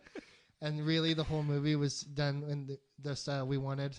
And it was just for memes. Well, so people would see they changed the style. It's still not, you know, it's not going to be a good movie. We don't know that. We don't know. The worst thing is, you know what the fucking the worst thing is we don't fucking know. Because what if you're like, oh, it's good. Because remember Jumanji? Yeah. And everybody saw, I saw True. Jumanji and I was like, oh, that was good. I was yeah. like, I fucking liked it. And freaking Sony Power Rangers and I fucking was gonna gun down any Sony. I gunned down any Sony movie before it comes out. I'm like, fuck, it's gonna suck. Fuck Sony. And I won't tell anybody this, and I'll just be like, I'll go watch it. But I'm like ready to hate watch. Right, you're ready to just shoot it all down. Oh yeah, I'm gonna fuck them up. Yeah, I did this with Into the Spider-Verse, and I was like, fuck, it was good. It was freaking good. And they got me, but I've met people that are convinced that was, they're like, they did it on purpose. Yeah. And I was like, they reshot the whole movie on purpose? Because I was like, I'm pretty sure they spent they're never going to fight. They're going to be in the hole. Yeah. They're fucked already. They're never going to make, unless China is like, Sonic is the fucking shit. And they fucking start like wearing, like, you know what I mean? You start getting Sonic the Hedgehog tattoos. And they're just like, Sonic is the most amazing fucking thing that ever happened to me. It's not going anywhere because this is going to be a one and done motherfucker. Yeah. Because they reshot the fuck out of this movie, and that's expensive. Mm-hmm. And then so they basically redid the entire fucking movie. Yeah. Because Sonic is in the motherfucker everywhere. I guarantee you he's like in every scene almost. Anything that doesn't have Jim Carrey in it is going to have Sonic the Hedgehog. And so like they didn't have to reshoot Jim Carrey's stuff, but they're like, we have to redo this whole fucking movie. That's going to be fucking. It's deep. Yeah. That's No. a deep hole. It's like the, you know, trying to make a successful Superman movie in the early 2000s where they just took every single failure to launch project and just added its budget to the budget of the final movie so that no matter what it... you're talking about Superman Returns? Superman Returns. No matter what Superman Returns did, it was always going to fail. Yeah, I'm going to get some water. Let's open up a dialogue. Oh, yeah. Okay, so you start explaining to me... So there was a lot of failed, you know... There's a lot of proposed projects to try and, you know, restart the Superman franchise throughout the late 90s. Oh, sorry. Trying to get things going, and you know, and you can hear me clogging across your fucking kitchen.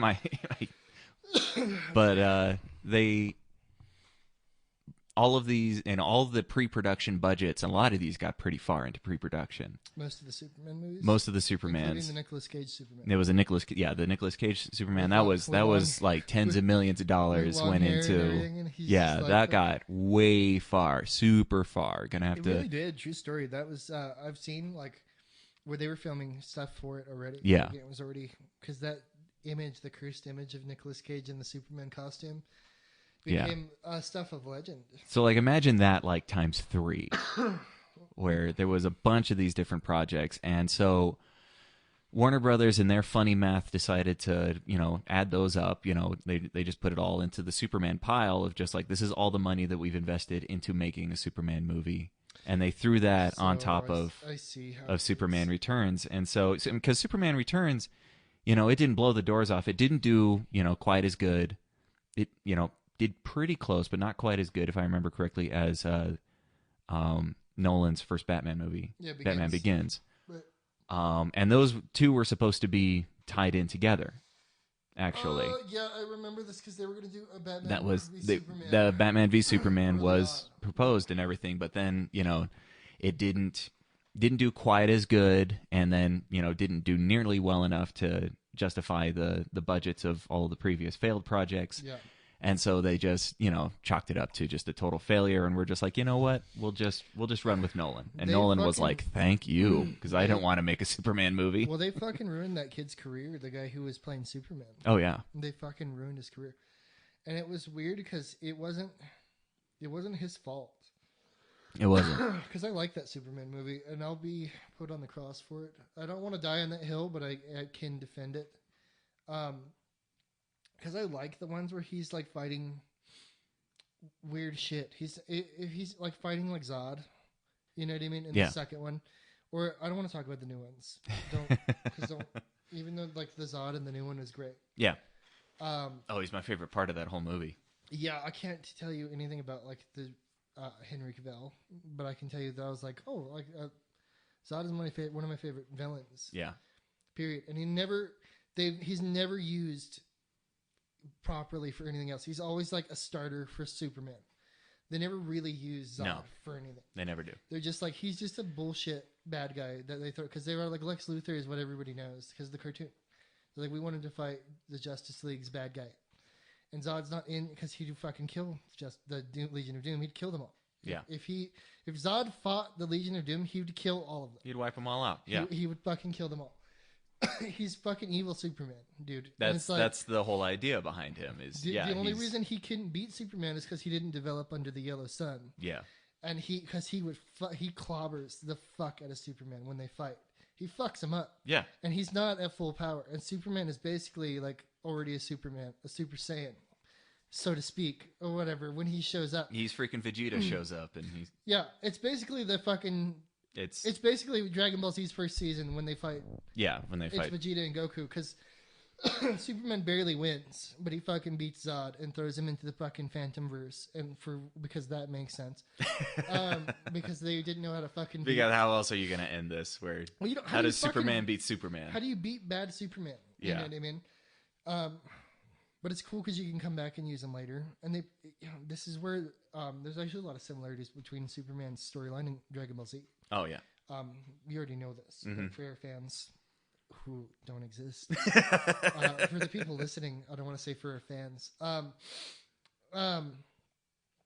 There's a lot of things because Toriyama, when he made Dragon Ball Z, there was a lot of inspiration between different things, but Superman was one of them as a running theme through, like, especially through the first couple of seasons of Dragon Ball Z. Oh, especially up to Frieza.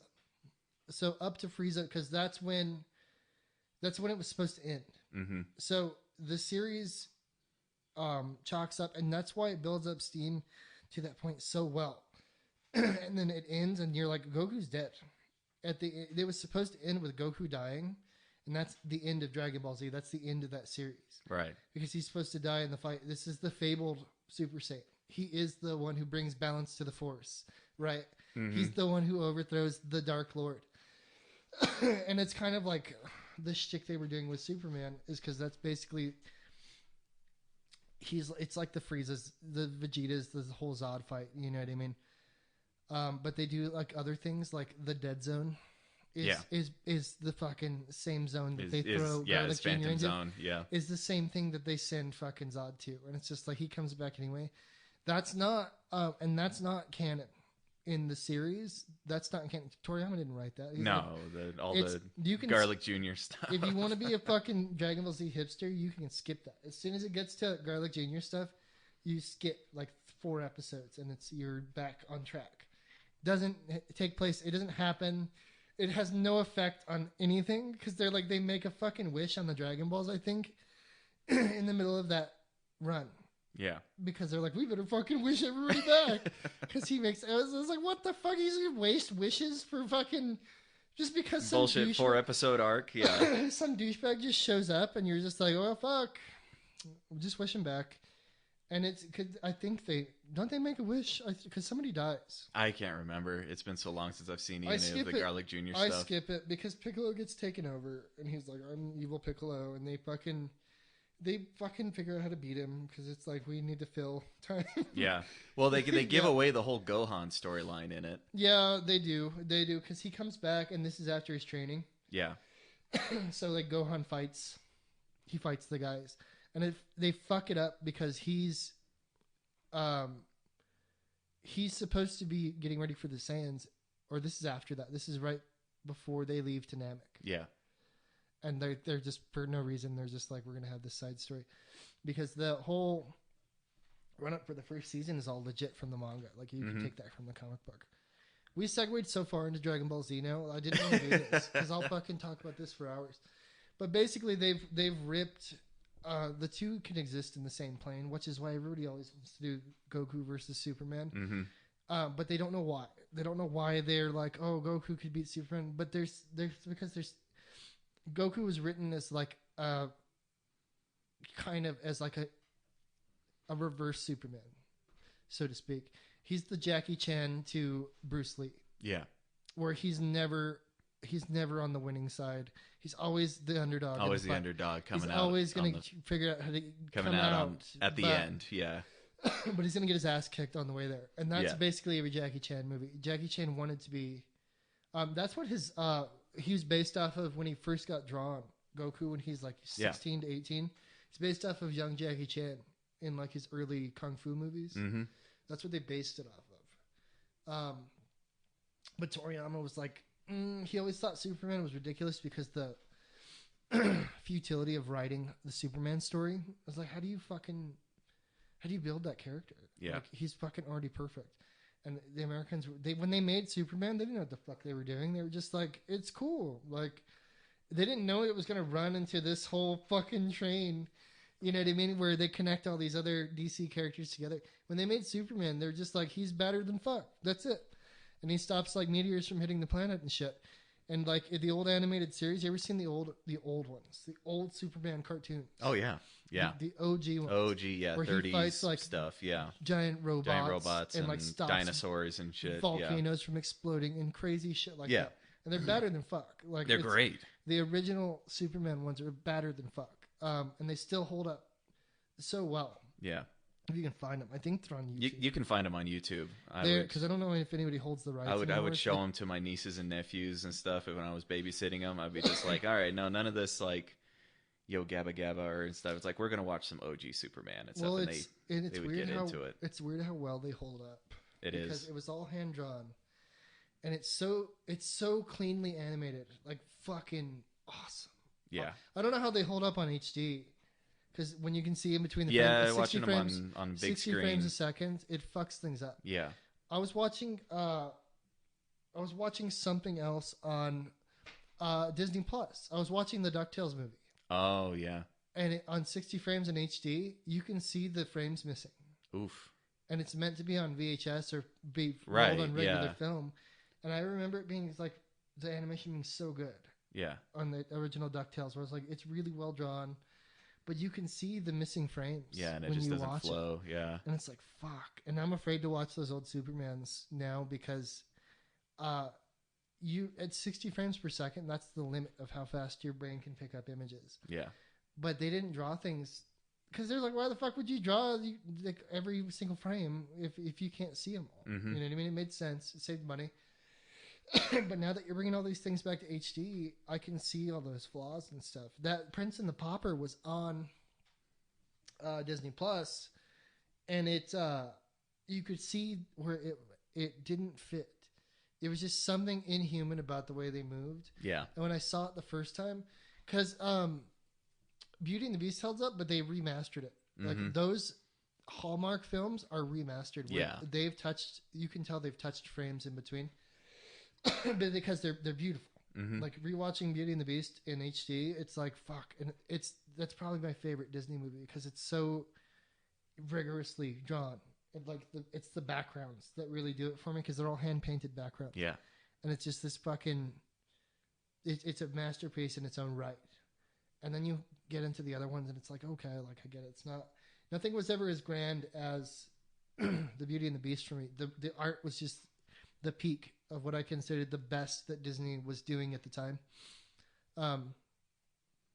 They had other things because those Prince and the Paupers and stuff were coming around the same time, and the budget was lower. Yeah, because on the Beauty and the Beast, it was fucking that was like going to be their big hit of the year. That was when they were doing one and done, maybe per year. It would take them like 1 or 2 years to make a Disney princess movie or a Disney classic. Excuse me. After Sleeping Beauty, or it was Snow White. Was the first one. Yeah. And he like sold his house and gambled on getting the fucker to work. Sleeping Beauty was next. I think Sleeping Beauty was next. I think so, yeah, something 60s, like that. Because it's got a psychedelic feel to the background and the way it's it's got very impressionistic kind of stuff going on in it. But you go from that and then like there's Cinderella was next or something like that. But Beauty and the Beast was the first one where they were like they went all out on the background. And it's like even when you go back and see all the pastel drawings in the background, you're like, wow, like it fucking looks great to this day. And it was a good choice for them to do it that way because it aged so well. Yeah, it holds up.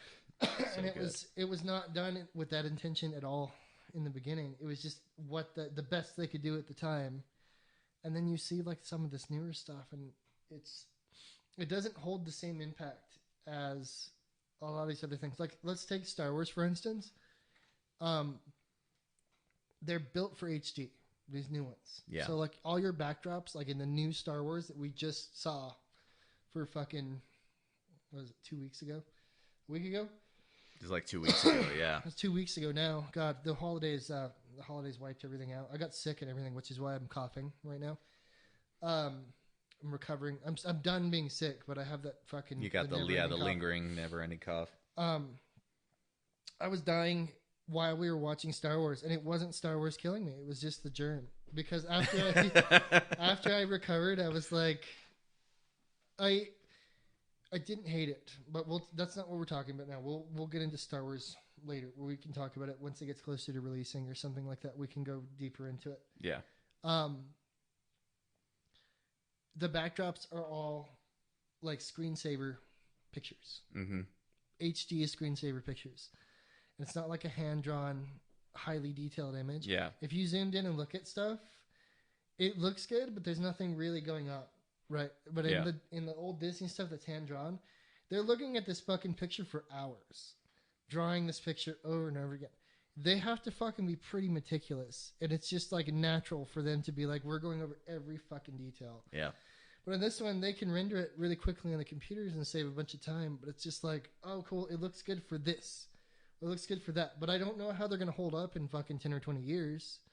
You know what I mean? What if we discover some new technology where we're going to go back to... I hope they go back to, like, the hand-drawn... Yeah. Weird shit like we'll that. hopefully see some kind of a renaissance, retrograde renaissance into that kind of thing. I don't foresee anything like that happening. Because they did it in the older Star Wars. Bespin is hand-drawn. Yeah, I think, and they have stuff like that. And it holds up and looks pretty good. But they, in the digital re-release and stuff, he went and digitized all of those backgrounds in Bespin. Hang myself. Yeah. Though, in my opinion, I think it's probably of all the retouches that actually had an impact on the movie. I'd say that was actually probably my favorite of the retouches. Well, you remember this better than me because it actually still looks pretty good.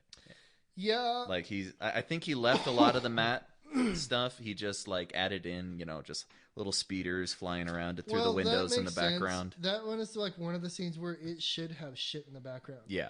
But like when you have fucking Tatooine, now you fucking got me going. Because now I'm fucking upset. When you have shit like Tatooine, where it's just a fucking nothing planet. Yeah. There's fucking nothing. Despite the cutting room floor stuff, like I sent you a clip recently of this cutting room floor scene where he meets his friends. Oh, there's a whole other group of characters. His high school buddies. Yeah. Right? And he's like fucking... Going to the soda fountain to go hang out with his buddies. He's going to go ahead to the sock hop and fucking dance and listen to the jukebox and smoke pot and fucking hang out with his weird friends. Smoke cigarettes. They're going to smoke Marlboro Lights and drink fucking Colt 45. Or what? I don't even know how old Luke is in the movie, but you can drink on this planet. It's Tatooine. You can get fucked up. Everybody's on opium anyway.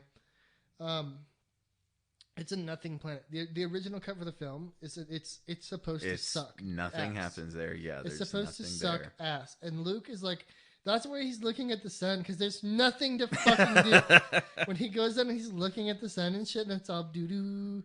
And you have your fucking Hallmark shot. Is literally the most interesting part of this dead ass planet.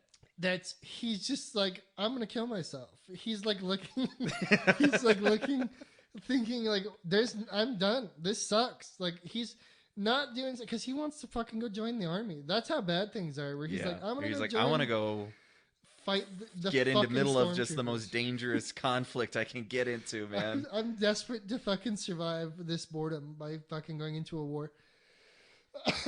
Which is funny because that's how the new film ends, where they end it with the fucking farm, right? Yeah. And she's gonna take over the farm. I guess like that's implied that she's gonna live there. Yeah. Right or something. Because she's like, I'm fucking Skywalker. It's me. I live here. Because some old woman is just like in the middle of the desert. Because Lucas started adding stuff where there was nothing before. Right? She buries the fucking lightsabers, including the one that fucking was like, everybody's like, who? What the fuck was that one? Why the fuck did Leia need a lightsaber to cut her fucking cake while she was getting fatter and fucking fatter? Cut her cocaine with? Something like that. I'll bash Carrie Fisher here next.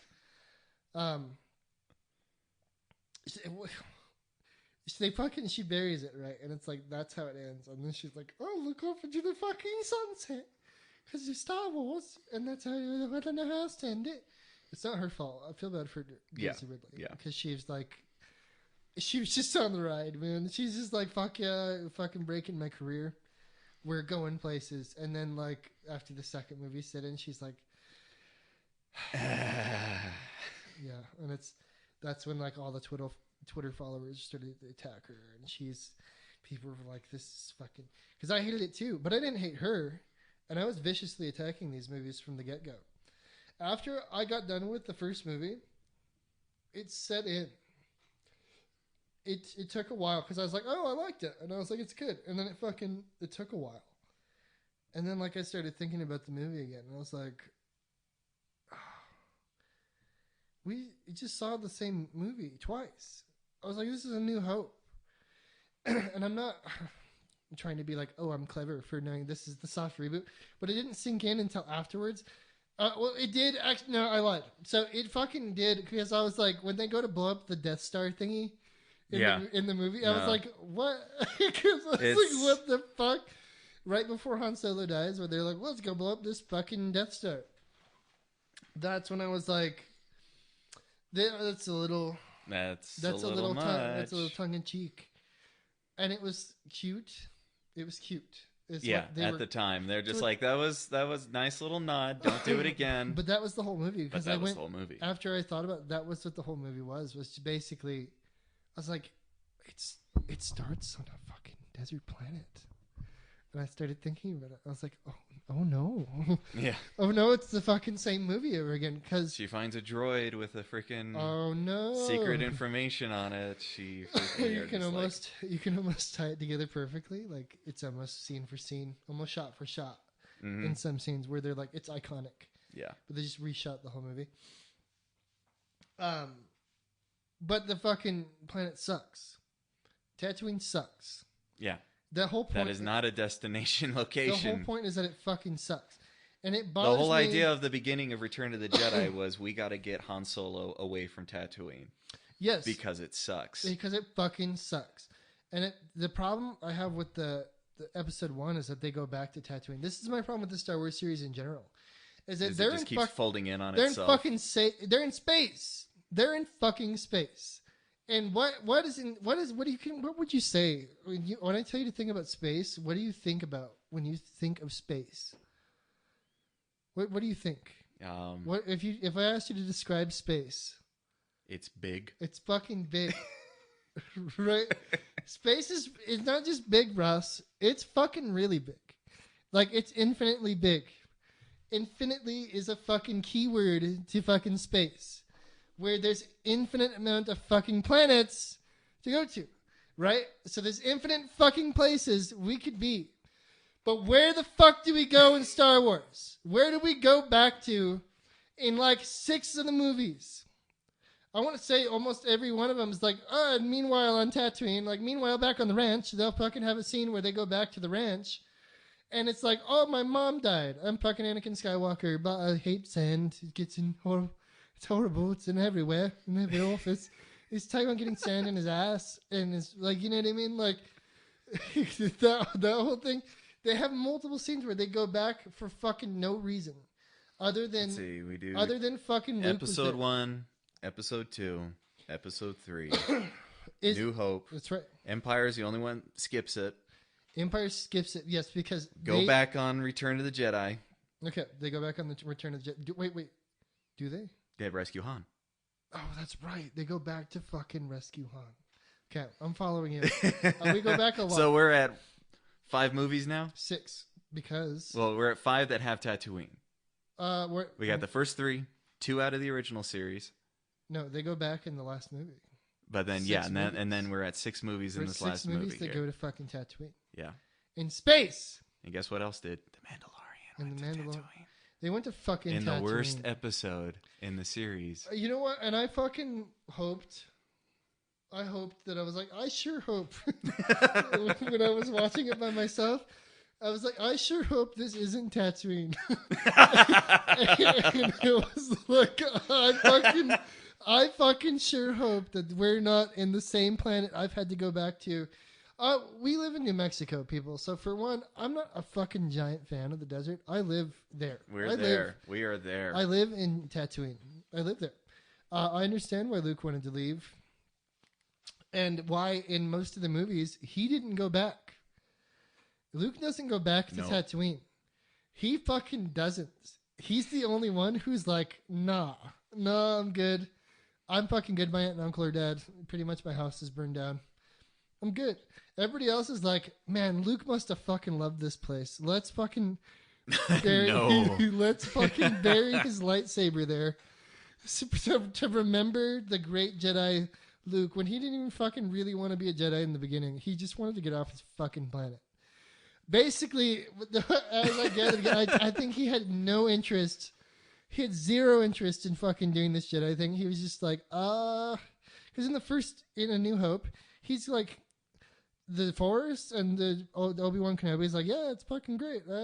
Here's this lightsaber. And he's like, fuck, it was your dad. Pointing at his face. And he fucking looks down the barrel and he's like, oh, cool. And it's like, it'll fucking kill you. Don't do that. He doesn't warn him that it's fucking dangerous.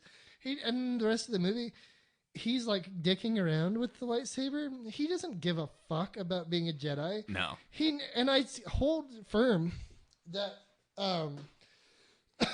even in The Force Awakens and after that he didn't want to fucking be a Jedi the whole time.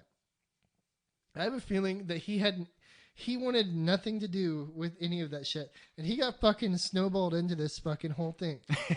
Because he was like, I just want to fly my ship around. Yeah, he's like, I just don't want to live on Tatooine. I want to. Anything is a fucking bonus as opposed to living on fucking shitty Tatooine. And because I loved the whole Buddhist monk Luke he's my favorite part of what's the other one? Last Jedi. The Last Jedi, right? Where she shows up and he's like, he'll teach me the ways of the fucking space wizards, and he'll teach me, and everything will be great. But then she shows up, and he's like, no, the Force is gay. Get out of here. He's like, leave me alone. Yeah. And she's like, it's gay. And she's like, oh. She's all disappointed. What do you mean? And he's like, oh, eh. And he throws the lightsaber away. Get the fuck away from me. And I feel like that was him the whole time. And people made him Christ-like. They made Luke Christ-like. Because in Empire Strikes Back, before he gets his hand cut off, he's like kind of into it. Yeah. He's like, oh yeah. I can. This can be another thing I'm good at. This is my thing. Now I can fit into this group. I'm the fucking space wizard. Fuck yeah. Like, he fucking rides the Tauntaun and the fucking Snorlax or whatever the fuck gets him. And he fucking puts him in the cave. And then he's like, and he has to really focus because he's not that good. He's not really fucking practicing. He's just kind of like, that's dicking around, yeah. Because it's like fucking nobody's probably questioning him on his ability to use the Force. He's just like, back the fuck up or I'll choke you. Because they're like, everybody knows Darth Vader can fuck you up. So they're like, well, fuck, he's probably could blow up. So he probably isn't practicing at all. Because up to that point, Ben's dead. And he's just like, well, fuck it. So he's just kind of like... He's just got a freaking laser sword and he's just sticking around. He's just got a fucking sword. So he's just kind of hanging out. And then he goes through the whole thing where he's dying. And then Ben's like, oh, you got to go continue your training because you suck. He's like, what? He's like, well, your fucking Jedis wouldn't be dying in the snow. I hate to break it to you. But you fucking are not doing. You almost got killed by a space monkey. Yeah, you got killed by a fucking ice monkey, a Sam Squanch or whatever the fuck it was. They had a name. I don't know what the fucking name is. But he like barely escapes that thing, right? Yeah. And then he goes to. So he's like, okay, and then he trains with fucking Yoda, and Yoda is like an idiot when he shows up. Yoda's a fucking moron when he shows up because that's the whole shtick. That's the joke that Lucas wanted was that he wanted Yoda to be like, I have to learn from this fucking guy? Yeah. From a fucking hobo in the fucking in the swamp. Who's taking his food and he acts like a fucking idiot. Yeah. And that's the whole shtick is Luke is like, get the fuck out of here. And he's like kicking him, get out of here. And R2-D2's trying to shock him and shit. He's like, fuck you. And nobody likes Yoda. And then Yoda's like, but I'm secretly the fucking Grand Wizard. And he's like, oh, fuck you. And he's like, oh, yeah. Now I'm going to be riding on your back through the rest of this movie. So Luke doesn't really train at all. No. He's just like, he teaches him how to pick up rocks. And then he doesn't even pick up his ship out of the swamp. Yeah. So Luke never really fucking is in. No, he fails at everything that Yoda gives him that whole time. So he never fucking. See, you're starting. He's never super into it. He never fucking gets it. Even when he's like, I've got to go fight my Darth Vader. He doesn't say his father yet because like that's like the best one in the series with your badass reveal, right? Yeah. It's like, oh fuck, like wow, it's still a great reveal. He shows up and he doesn't even really know what he's doing with his stick because who the fuck is he practicing with? To practice, Darth Vader can't fucking move. He's burned. He's horribly burned and living in a PVC suit. So it's like not really hard to beat him. So he's like, well, he's kind of not fast. Like maybe I can just kind of get in there and fuck him up real quick with the stick. He learns how to jump around. Yeah, which he does use. He does use Yoda's fucking bullshit jump. So maybe he learned like a couple of things here and there. But I still am like convinced he's like, he's not, because like, okay, so you cut past that, right? And we go into where he builds the temple and he's teaching people how to use the Force. But do you think he's really teaching people really how to use like the Force? into it? Do you think he's really like, or do you think he's like letting Ghost Yoda tell him what to do, and then he's like, okay, I'll tell him. Oh, okay, I'll go tell him. It's like, and then he tries to kill his nephew, and he's like, well, I better kill my nephew before he tries to kill his Seems more like he was running the Jedi Order as like a dare program. Kind of. Where he's just like, oh, these kids are showing freaking magic powers. I got to make sure that they just don't become assholes. A community outreach program for the wild youth of the space. But you know what I mean? Because he was like a derelict youth himself. Yeah. So like that fits the amount. He's never fucking like, I'm the Jedi Jesus. Yeah. You know what I mean? But people have applied that to him. Mm-hmm. And he's been very much had that applied because it's since the 80s. So since like Return of the Jedi. Because he shows up Christ-like almost, where he's like ambiguously showing up to save Han. Mm-hmm. And then he's like, I'm the fucking ultimate Jedi I now. refuse to fight evil because that's what evil wants me to do. And yeah, so at Return of the Jedi, he's like, I'm the fucking Jedi guy now. But then after he gets to the fight with his dad, he's kind of like, I don't know, I'm good. I'm kind of. He's like, well, fucking kill me, and then you'll be a bad guy. And he's like, I don't really want to. I'm good. He's like, I just wanted to talk to him. I heard he was my dad. Is it true? Is this true? Are you really my father? Oh, by the way, speaking of fucking Return of the Jedi, I heard there's deleted scenes that explain why Palpatine survived that explosion. Oh, really? They're going to be coming out in the DVD. Uh-huh. This was released on Twitter recently. I was going to send it to you. So apparently in that fight, since we've gotten to that point where he's just like, he doesn't really do a fucking thing, but kind of fight Darth Vader. And then Darth Vader is like, well, he's not very good. I'll just kind of give him a chance. And he's like, you know what I mean? Because he's like not really fucking trying very hard. They fucking, because Darth Vader is the one that kills Palpatine. And he throws him over the side with his missing hand, and he's like, oh. Right. Luke's not really into it, but apparently he fucking, after he throws him off, he survives that. Or he's like Doctor Doom. Where he just has a bunch of replicants of himself running around. What I'm guessing is that he's fucking Doctor Doom. Yeah. Basically, where he's like, just kidding. You didn't really kill me. And he was really on that planet. Yeah. The whole time. You know, it's making a face. It's bullshit either way. I'm fucking making a face because the movie was doing pretty good to that point. Now here we are fucking falling into Star Wars when I was like, I'm trying not to fall into Star Wars. We're getting to that point now to where I have to talk about what happened because I fucking led myself to it. Let's be honest. All right. It was the worst thing is like the first half of the movie you can tell where they fucking had different directions going on where they were like, we don't really know what we're doing, but we'll just keep going. And it was working for me. Yeah. Up until they found the knife. Halfway through the movie. Yeah, I can see that. Okay, so it's like because they find the ancient knife that was, when the fuck was that made? Let's talk about that because here I'm gonna pause it real quick. Okay, where are we? Are we? Yeah, we're back. Okay, so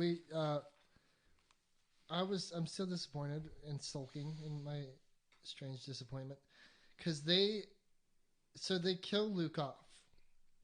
Right, he becomes a space ghost, and for some reason they don't use him for anything in the last movie at all. Yeah, when they were like, they could have bought back the Fisher thing by being like, well, Luke will be her guide through the movie, which is what I thought they were going to do. It made sense for him to be that would have been the logical move to make. Now I can guide you. Yeah. Half-assedly, because I don't really want to. Now I don't physically have to do anything. I could just be a space ghost through the whole thing, but they don't use that anymore. He's just kind of like fucking half-ass Luke. Yeah. Yeah. No, instead they only bring him in to basically just apologize for being the Luke in Return of the Jedi. It was just fucked up because he was like, what the fuck? What happened to Rogaine Luke? Remember how he like showed up and he like had his beard was all Rogaine. Right, he's all. Like, he combs his hair. He freaking. Yeah, even fucking Kylo Ren was like, did he dye his beard? He's like, what the fuck?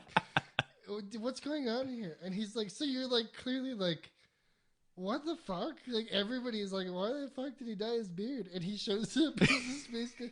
And then like they're like, that's not real. They couldn't like digitally make him younger. They were just like, let's dye his beard and make him look like a fucking like 1980s fucking the bounty quicker picker upper guy, or who's the fucking other guy? He looks like a dude from a commercial from something else from the 80s. Oh gosh. Like he's gonna sell you hair cream or something. Like he looks like a Rogaine guy. Yeah, he looks like 90s. the Just for Men freaking. He looks.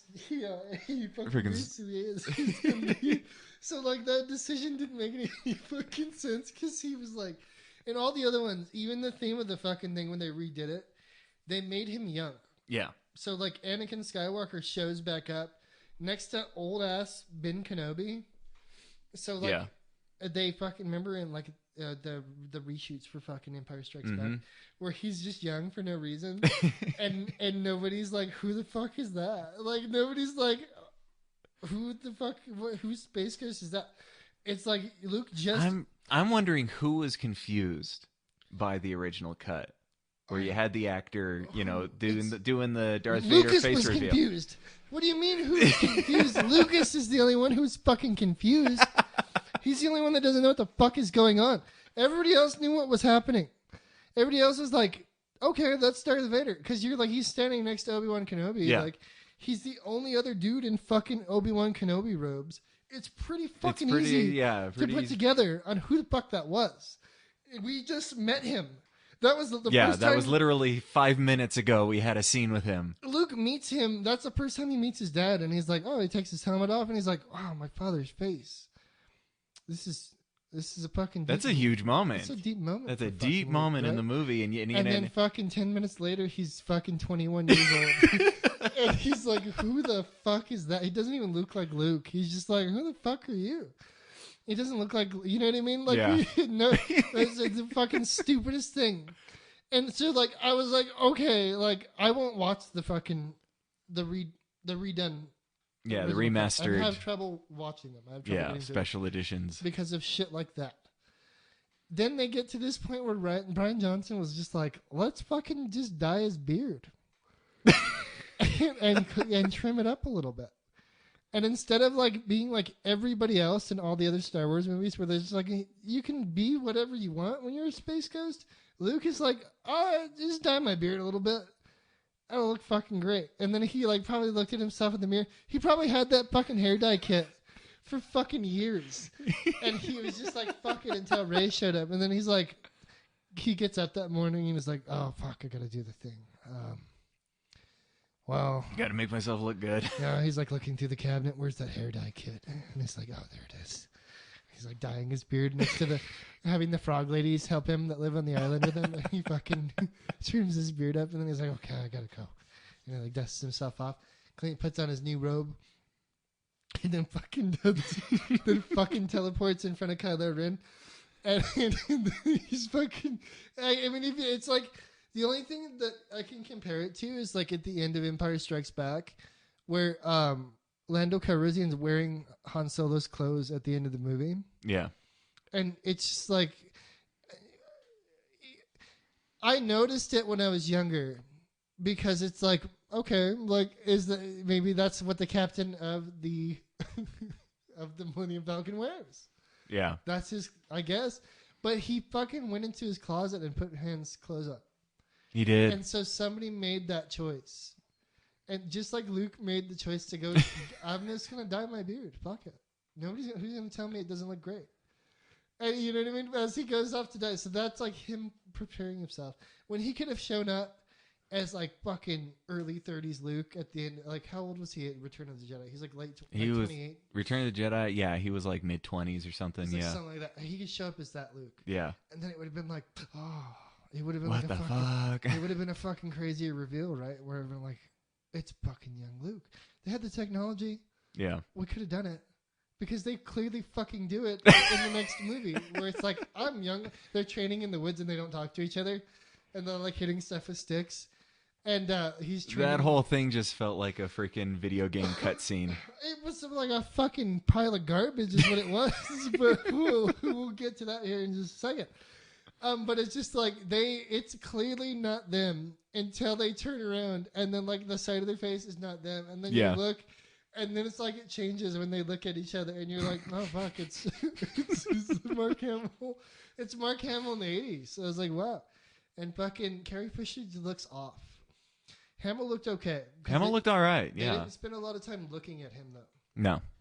But when you look at Fisher, they linger on Fisher like unnecessarily for a long period of time because she just died, and we can't forget the princess. We can't forget what she did for us all. What an inspiration! What an inspiration she was to the whole world. How much she gave back, how much she gave to us all. All that cocaine she did and fucking loose sex in Hollywood. What a fucking inspiration to us all. What a feminist icon. You know what I mean? Who the fuck cares about Carrie Fisher? No. But beyond her fucking kids, like, I'm sure she was a great person. Blah, blah, blah. I don't give a fuck. It doesn't affect my daily life to know that Carrie Fisher's dead. When she died, there were people that were, like, sad. And I was like, I fucking, like, I don't want to name his name, but his name rhymes with something. But he's really into Star Wars, and we were at work. And he was fucking sad that morning. And I was like, I talked to him, and I was like, what the fuck did she... Why are you sad? Like, what the fuck did she do? What did this change for you? That she was like a fucking... Did you wake up every morning and you're like, thanks to Carrie Fisher, I am the person that I am today. Nobody fucking says that. Even her fucking daughter probably doesn't fucking say that. Even her daughter's like, well, I'm glad Carrie Fisher's my mom. Her daughter probably says that. But her husband probably didn't say that. I'm glad I'm with Carrie Fisher. I'm sure he fucking said it like that because she was notoriously like loose through her Star Wars career. She kind of didn't do anything. She just rode the Star Wars wave. Yeah. As far as I could tell, I mean, I went back and looked it up. She didn't fucking do anything. She was just like, Star Wars money, we're fucking good. And then we fucking go, baby. Buy the cocaine and fucking carry on. In Empire Strikes Back, there's a scene where they're in the Millennium Falcon with Han Solo, and you can see her coke finger. Yep. Her nail and her pinky is extra long. I wonder what that's for. Not for picking boogers, Ross. That's for doing cocaine. And she was fucking basically high on cocaine through most of that movie. Yep. Which all of them probably were. Harrison Ford was probably fucking stoned out of his mind on whatever he could get his... Because he didn't want to fucking be there. And the whole time he's trying to get him to fucking kill himself off. So please kill me. And we get to that point. And Harrison Ford shows up in the last movie. He does. And he looks like he just rolled out of bed. Yeah, and we laughed about that. We saw this. We went to go see it because I was dying. Oh, we died in there, man. I was like, Well, you were literally dying. That part of the movie freaking killed me. So there was a part when you're sick where you're like, I'm not really sick. You're like, yeah, I can get this. I can make this through. And like the fever, I started to develop a fever towards the later half of the movie. So I'm just like horribly uncomfortable, and I'm just like, I'm gonna die. And it was there. We get to that point where Kylo Ren is fighting Daisy Ridley. Rey is her name. Rey, yes. She's fighting her on the wreckage of the Death Star.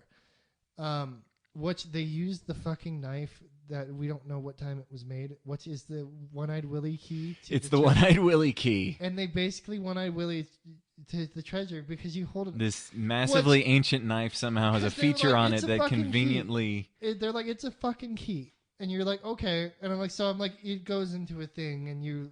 Right. I'm like, it's a fucking physical key. And then they get on the beach and I'm like, oh no. I was like, they're going to find... They hold it up and I'm like, oh no. Like, they're looking for One-Eyed Willy's treasure, dude. I was like, oh fucking no.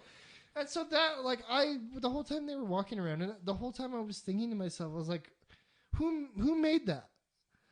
Who was like, we need a fucking way to find the fucking... Well, especially since they, like, imply that it's, like, you know, an ancient, you know, unbelievably evil artifact that was apparently made 30 years ago. It was made after the Death Star crashed. And instead of the Sith guy who made it, who could have been like, I could just use that thing inside there to fucking get where I needed to go, they'll leave it inside the ship and use this knife in case I have to come back and get it. Because people all know about this fucking Sith crystal. The whole world, the whole universe knows about this fucking Sith crystal.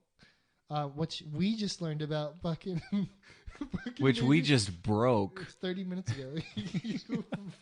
30 minutes prior to this, we find out about this Sith crystal that fucking that's how you find the Emperor, right? Like this Sith planet. I'm like, okay. So this wasn't like a theme. This could have been mentioned way earlier on, where they were like, which they fucking made up the whole movie at the last minute. Yeah. But they were like, the whole movie plays like a 3-year-old telling you the story of his day, ending story. where he's like, and then it feels like that. That makes sense. I was thinking it was like a pick your own adventure where they laid it out and they like beta watched it and that was the most picked path. Yeah. For the movie to go. Yeah. You know those. Well, it's freaking it's video game plotting. It's it's RPG plotting. I'll defend video games. Over what we saw.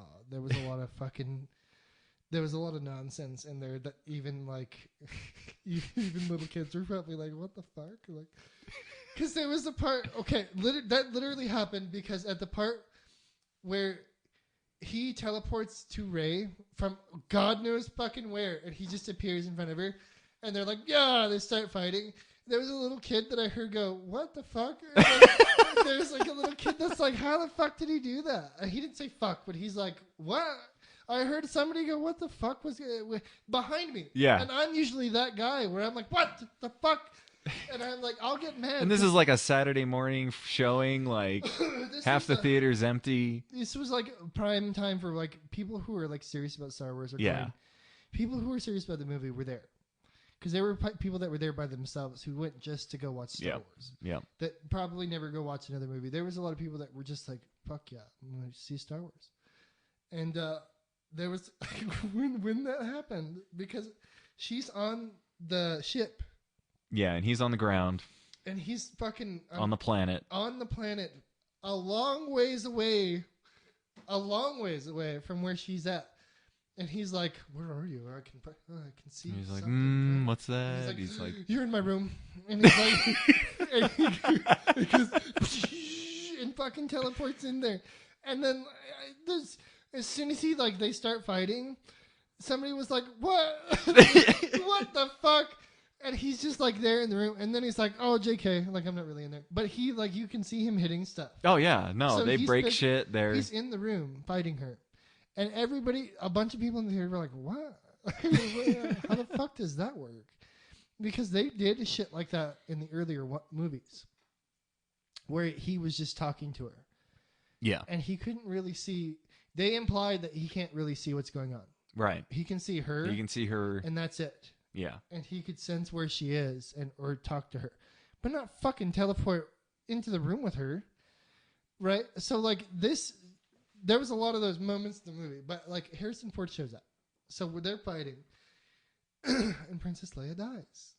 And the whole world, the whole universe is like, oh no. Everybody stops what they're doing and goes, oh no. She's finally... When I forgot about her. Yeah.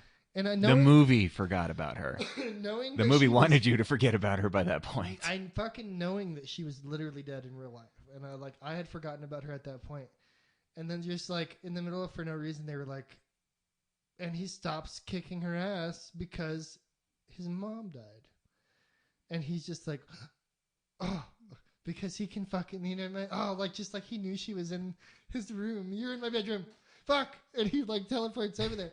Her final act is to distract him enough so that he gets stabbed in the gut. So she's a which tells you what kind of a mom she was. She's a fucking dick. And the whole point of the film was that she was on her son's side. They were both on their son's side. Even Han Solo was on his son's side to the fucking end. Yeah. That was the shtick, right? Mm-hmm. So his mom is just a fucking douche. Yeah. Where she's haha, laughs at him and and then his dad shows up.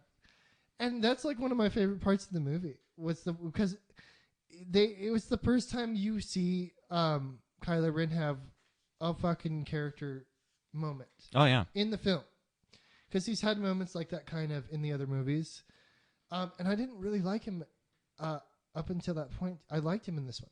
Yeah, Yeah, no, there was a lot of scenes and stuff where I was just like, oh my god, if we had this character, because if we were following this character this whole time, what if this could the whole movie should have been following him through the whole thing. You could have been following the bad guy. That would have been badass. Yeah, he'd have been following the bad guy instead of like the last of it is like following because he's the last Skywalker. Yeah, he's the last one left alive, and he dies at the end of the movie. He's the last Skywalker. Yep. So, like, that's what The Last Jedi or whatever is. Like, that's Luke. But The Rise of Skywalker is, like, a weird implied thing because that's basically Kylo Ren. He's the last Skywalker. Yeah. He's the last of that bloodline. And he fucking... After that point, like, halfway through the movie, he starts developing. And then they start getting towards, like... Because right before that, he goes and sees the Emperor. Mm-hmm. Which he's like, he's alive. And everybody else is like, what? Yeah. And because even he was like, okay. Like, well, it's when the characters in your own movie don't buy the plot. He was literally like, well, who the fuck is that? Because he didn't know the fuck the Emperor was. He was just like, the fucking guy my grandpa fought. Fucking worked for and then killed. Yeah, okay. He's alive. Yeah. He's like, well, fuck that. I'll fucking see to that real quick. So he's like, figures out the whole, which implies that he knows more about the Sith side of it, which they didn't really fucking establish any of that. No. None of this is enriched. They could have spent a lot of time like talking about the Sith from the first movie. And they were just like, no, let's leave it ambiguous. They could have enriched this whole background for the bad guy to explain why he wanted to be bad instead of him just being like, no, I'm fucking bad. Like, he just changes his mind. And he wasn't even bad until Luke was like, well, fuck, I better kill him before he kills us all. Like, he was doing fine, right? And so, like, you don't give a fuck about him at all until his dad shows up. Yeah. Right? Like, I stopped caring about him. He doesn't really kill his mom in that Mary Poppins moment where she survives in deep space. I was just like, this is fucking retarded. I didn't care about him until I was like, he talks to his dad and he's like, fuck, like, what have I done? What have I done? Like, everything has come to this. And it's like, I fucking killed the main bad, which they should have saved the Emperor after that. Mm-hmm. Because before that, they blow that load. Right in out the gate. Yeah. And they blow it right away. Yeah. And there's no fucking big reveal because he just shows up over there and he's like, well, let's go fuck him up. Because he's old. So what's he going to fucking do? And he could have fucked him up right there. Yep. And that would have been like, haha, I'm the Emperor now, bitch. And which is basically what they were getting to. Yeah. And he doesn't kill him because he's like, I have a bunch of fucking unmanned vessels that I've been making. Like, so like he's just like, I have my own army. And, like, where the fuck did all these people come from? Like, does he imagine them? The entire setup for these bad guys is just out of the blue. They don't show how he's cloning his army. It could have been implied that he's been making a bunch of clones. Snoke. They show a bunch of Snokes in like a pickle jar. In a jar. There's like a bunch of them piled on top of each other, like in a pickle jar, all fucking weird. And it's just like you look at them and you're just like, oh. So you intended for them to come out fucked up like that? That was intentional. It's because they're all smushed together. They're just a bunch of freaking he buys them in failed test tube babies. He makes them in gross. So like there's a fucking gross of them like back there in jars. Like the whole room is full of them. He's just like, I've been doing this for a while. Just fucking around. And so I was like, even when I was doing the episode 1 stuff, I had a couple of them cooking. They're just like freaking sea monkeys. It's implied in the episode 3 that he is the one who can continue to live forever and ever. Yeah. Right. Right. So, like, he's been alive for how long up until that point? What doesn't say? Yeah, they never say. But now it's implied that he's even like dusty. Yeah. He's like a dusty old no blood having robot guy. And he's like, hey, I'm still alive. And like he can't even fucking see. Like he's just like cataracts eyes, and he's like, "Hey, I've been alive this whole time." It's just like, so he's supposed to kill him, and then like they blow that load way too early. Which I was like, why the fuck would they do it right away? They could have left him shrouded in mystery. Like Kylo Ren's been showing up to this place this whole time. Yeah, has suddenly like he's changed the whole trajectory of how he's running all of his goons. And that's what would explain like why, because like he's been secretly doing that before. You know, and then the whole announcement and stuff that hey, I'm gonna take over the whole galaxy and shit and stuff could have come from Kylo Ren. I thought that would have made more sense if they kind of like led up to it in the second movie. Yeah, and they could have at least had a scene like showing him finding the place way before. Yeah. And so like that and being just like, oh, I found something big. So when he killed Snoke, he was just like a part of it the whole time. Yeah. Like he was secretly like a badass Sith and had been stringing her along the whole time to try to get her to the dark side. But that wasn't the fucking what they did at all. No, like, because that would have actually been clever. He's just like, I fucking killed my dad. Fuck, like I got tricked. Damn, damn you, Snoke, for tricking me. And now he's like, I gotta redeem myself. So he's like, that's it. Throws his lightsaber away. And then carries on to go fight in the scene. So like, then he shows up and he's like wearing good guy clothes, which is a sweater and regular pants, which he had in his ship. How did he get there? Which he was fucking... Yeah, how did he get there? He didn't have it in his ship because she stole his ship, didn't she? How the fuck did he get there? Does he teleport? Because he's wearing other clothes when he shows up. And he's fine. And it's not explained how he gets there. He just shows up. And he's like, I'll save you, Rey. Because I can get there without the fucking crystal. Because he didn't have a fucking crystal. No. He can get there. Everybody else can get there, but you can't leave. Right? For reasons, yeah. Because that's the shtick. Because you can't leave without the fucking... Because... Which is bullshit because they let one go and blow up a fucking planet with one of those things right away. Yeah. And then they're like, oh... Yeah, why were they still just like stationed around that planet? Why didn't they leave earlier? They were driving around blowing up fucking planets. Yeah. And then they were like, oh, they can't leave. ... Yeah. That's it. That's basically how it went. Where he's like, and then nobody asks. Nobody fucking asks in the movie why. Why can't they leave? They're just like, that's it. They can't leave. Look at these horses. Yeah, look at these horses. Look at these fucking. Look at this. Look at this. Look at this fight. Let's they send a bunch of fucking little ships to go fight all of it.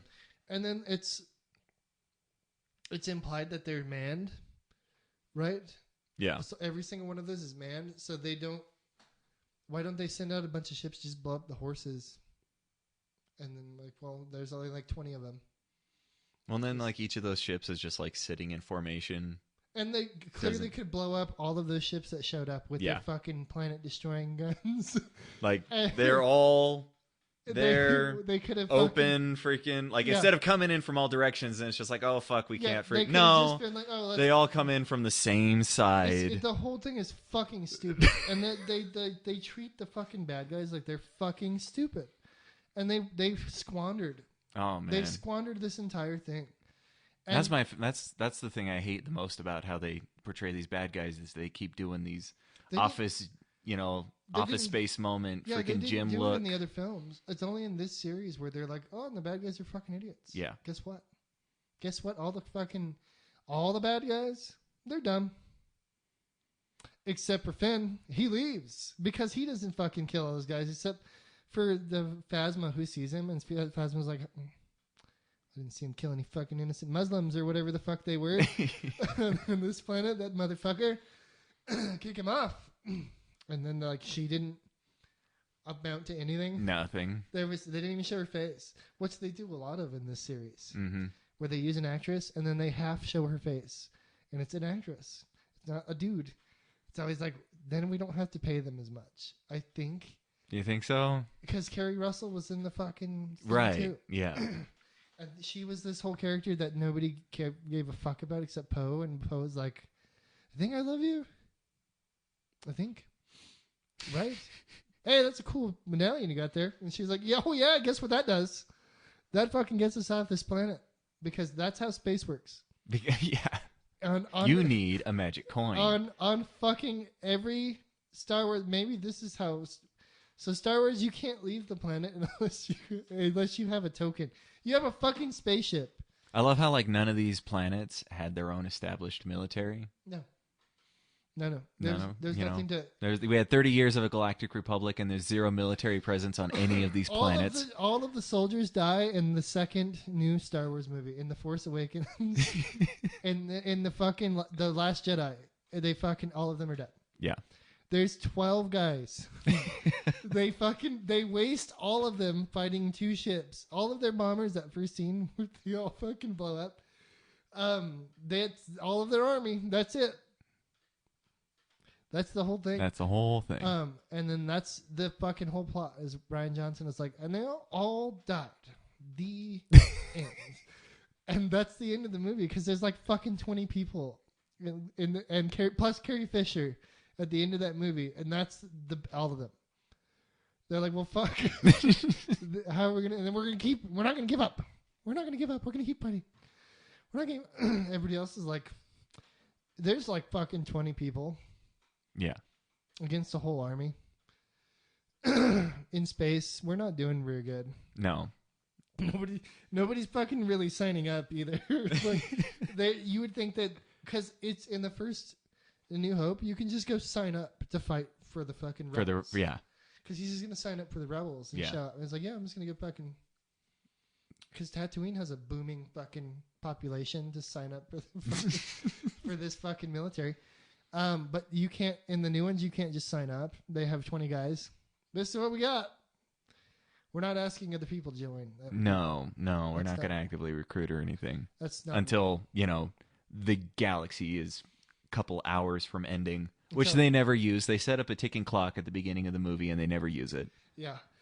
Because they blow up those planets, right? And they're gonna kill the whole universe. Yeah. And they're like, 16 hours, we're gonna freaking fuck you all up. And nobody takes. And you're like, oh my god, 16 hours. If only we would revert back to that at any point through the rest of this film. No. They don't fucking at all. At all. all. There's a couple of those because Finn was gonna tell what's her name some shit. And he's like, and now they're saying that it was like, it turns out I'm also a Jedi.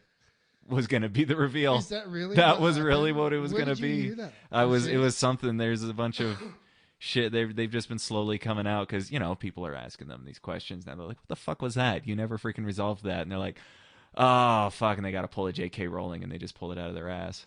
Are you who? I'm fucking looking this up. Yeah. That's fucking horrific. Because he just uses the space stick for no reason. I got a fucking lightsaber, and because we can all just fucking use them. Because everybody gets one now. Because years of martial arts training means nothing. It means nothing in Star Wars. Luke fucking just made it up as he went along. He was fine. Those fights were not even choreographed or anything. No. in like episode 1, which I'll defend that fight scene to the end, because it's like, it's really good still. The fight scene is great. Yeah. They don't have anything else like that in any of the other movies besides the Obi-Wan Kenobi fight with Anakin Skywalker. Anakin and Obi, yeah. And it's this long, drawn-out, awesome fight. And it's like the best part of the movie. And then like in episode 2, they fucking don't know what the fuck they're doing. They're just like walking around, like moving quick movements. Even fucking Samuel Jackson, like, who's like, and then I cut Jango Fett's head off. And it's like he made that up. They just had to do what he said because he's Samuel Jackson.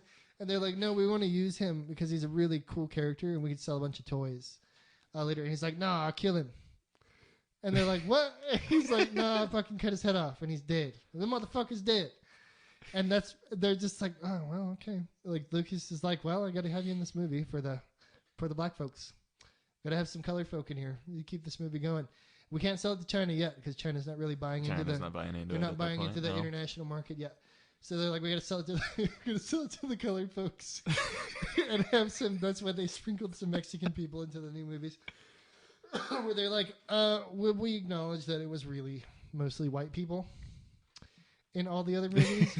And, well, let's be honest, it's mostly white people, so they had to buy it back in the prequels, and then In the new ones, they're like super, super diverse, where they're like, now there's Chinese people with us. And they fucking highlight the Chinese people in the whole second movie. And I loved how she was sidelined. Oh my God. What's her name in the beginning of the movie? Because that's her whole fucking bullshit. Rose Tico. Yeah, they freaking. Everybody hated it. Everybody hated it. And then like this movie comes, and then like she shows up. And I'm like, and I'm just like, look, I'm just glaring at it, and I'm just like, oh no, it's her again. And then like they don't even mention the fucking kiss or anything. She's just like a fucking, she just works on the computer, like that's just the whole time. She's just like do typing. She has like 2 scenes with fucking one of the hobbits, and like the hobbit replaces her pretty much. What's his name? No, Monahan or whatever. He pretty much took over her spot. Yeah. As like useless side character because she's there, and then like they'll move the camera to his face, and she'll be in the background, and they'll be like, "Look at the Hobbit, look at him over here," because they're like, we don't want to talk about what happened. Anything Rian Johnson did, that was most of what this movie was them just shooting down. It's Abrams fucking gunning down everything that second movie was, and I felt so bad for her because like I hated her. And not her personally, but her character. I was like, oh. And it's the only reason they plugged it in there was to fucking warm over the fucking Chinese audience. Because she's fucking clearly Chinese. It wasn't any other nationality. She wasn't Korean. She wasn't Japanese. She wasn't anything else. She was Chinese. How fucking convenient is that? Because these movies are releasing in China at the same time. So they're like, we need to fucking... and guess what? She really hates capitalism. Oh yeah, because that fucking works in China. They're fucking the regular people love that part, except for the fucking the Hong Kong thing that nobody wants to talk about on the news. I feel like that Hong Kong riot played a part in them being like, "You got to get the fuck out of here," or they're like, "You can't fight capitalism or anything anymore in any of these movies. Your character is sidelined."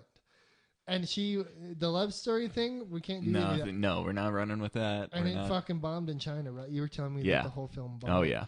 Because it's like the whole thing was like, they're like, this isn't the time to try to be warm and welcome with us. We're dealing with our own shit right now. And so Disney's like, come on, we'll put this Chinese guy in there. Oh, we got Chinese people in there. That's fun. Come on. We love China. We love your money. It's not fucking forced. Love us too. Come on. It's not like they were like forcing the whole give me Chinese money. Oh, no. It's not like the Chinese people were smart enough to be like, ew. Like they fucking smelled that one coming a long time ago because the fucking it got shot down. Like the second film got shot down too. Yep.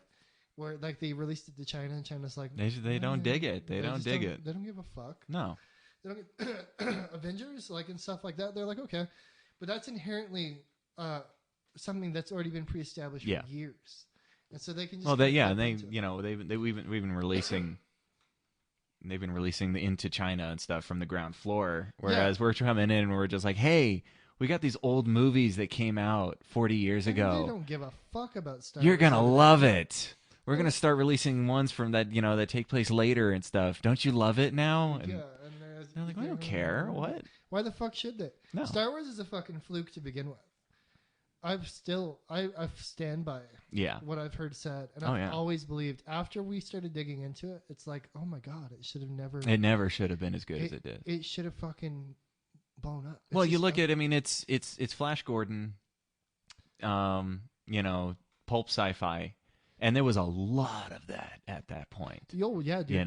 Coming out at the time. Was all space all freaking space pulp, man. Almost everything fucking was. And none of them were really blockbusters or anything. I mean, you got ones today that, people will go back to and they'll be just like, oh, man, it was a freaking classic. It's like, yeah, but... Nobody gave a fuck. At the time it went over like Tron. Like, come on. Logan's Run. Yeah. It's like Logan's Run was like, that was considered hot to trot. Yeah. For the most part at the time, but it's not like it fucking bowled everybody over. No. Logan's Run is like a weird. It's almost. That was what made like 2001: Space Odyssey freaking crazy. It was like, oh, it's a space movie and it's popular. It's which fucking freaked everybody out because that movie is like everybody was on acid too, which fucking helped.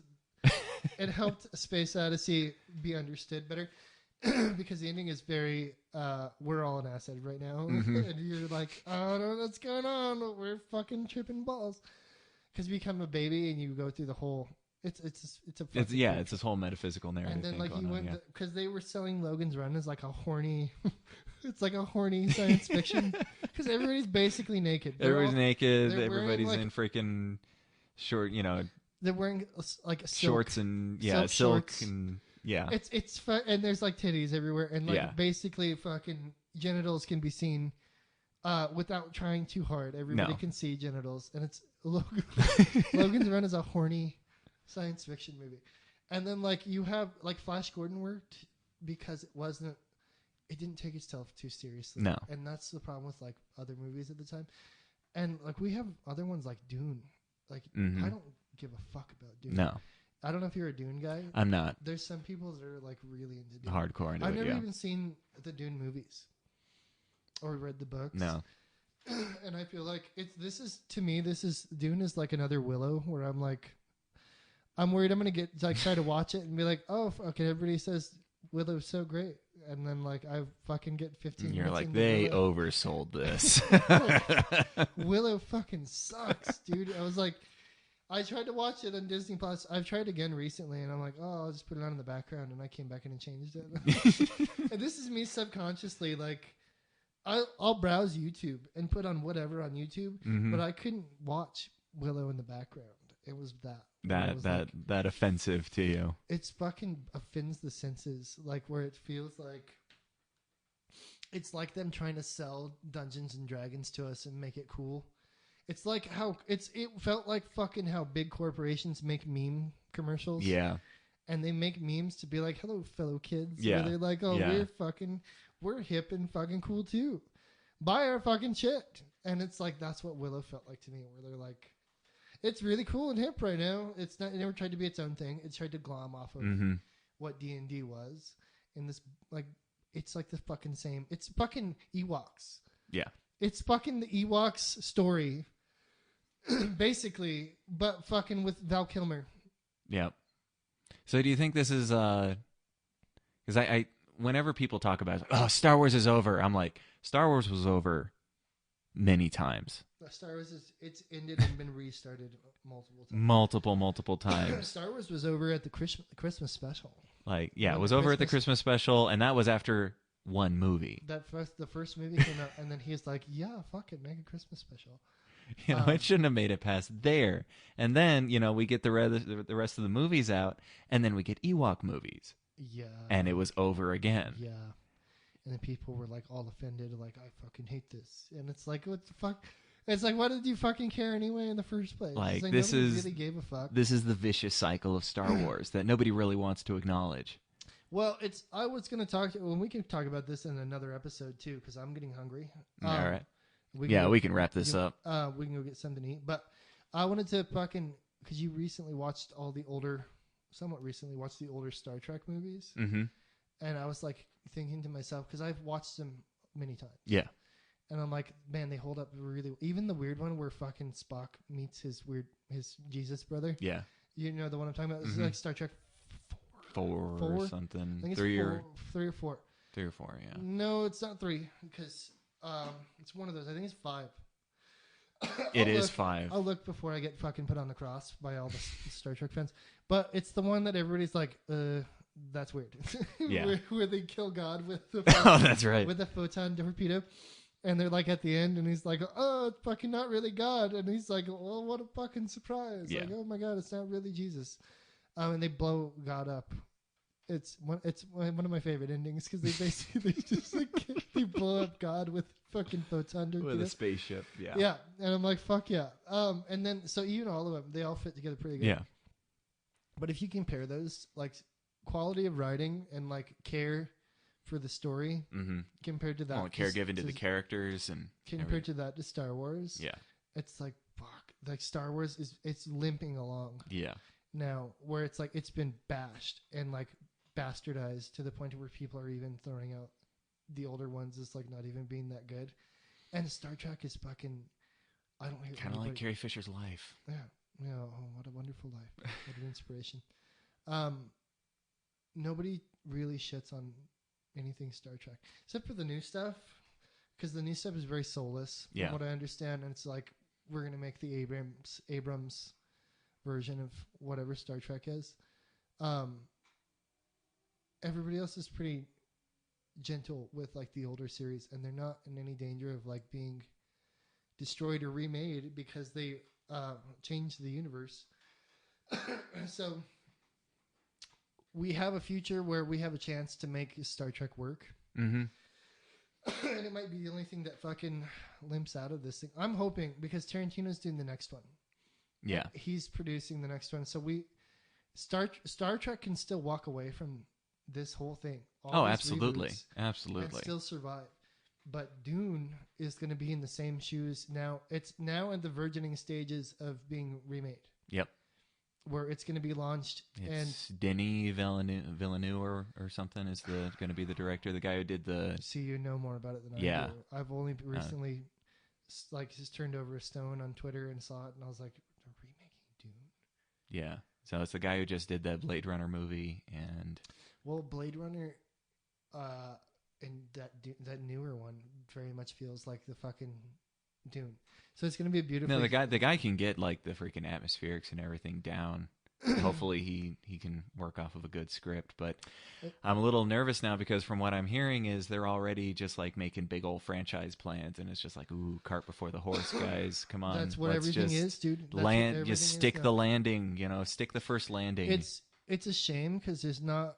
It could have worked as like a series on HBO, but even HBO is fucking up all their newer stuff. Oh yeah, like look at like freaking Mandalorian is like, yeah, they used it as a draw to start out Disney Plus, but as far as like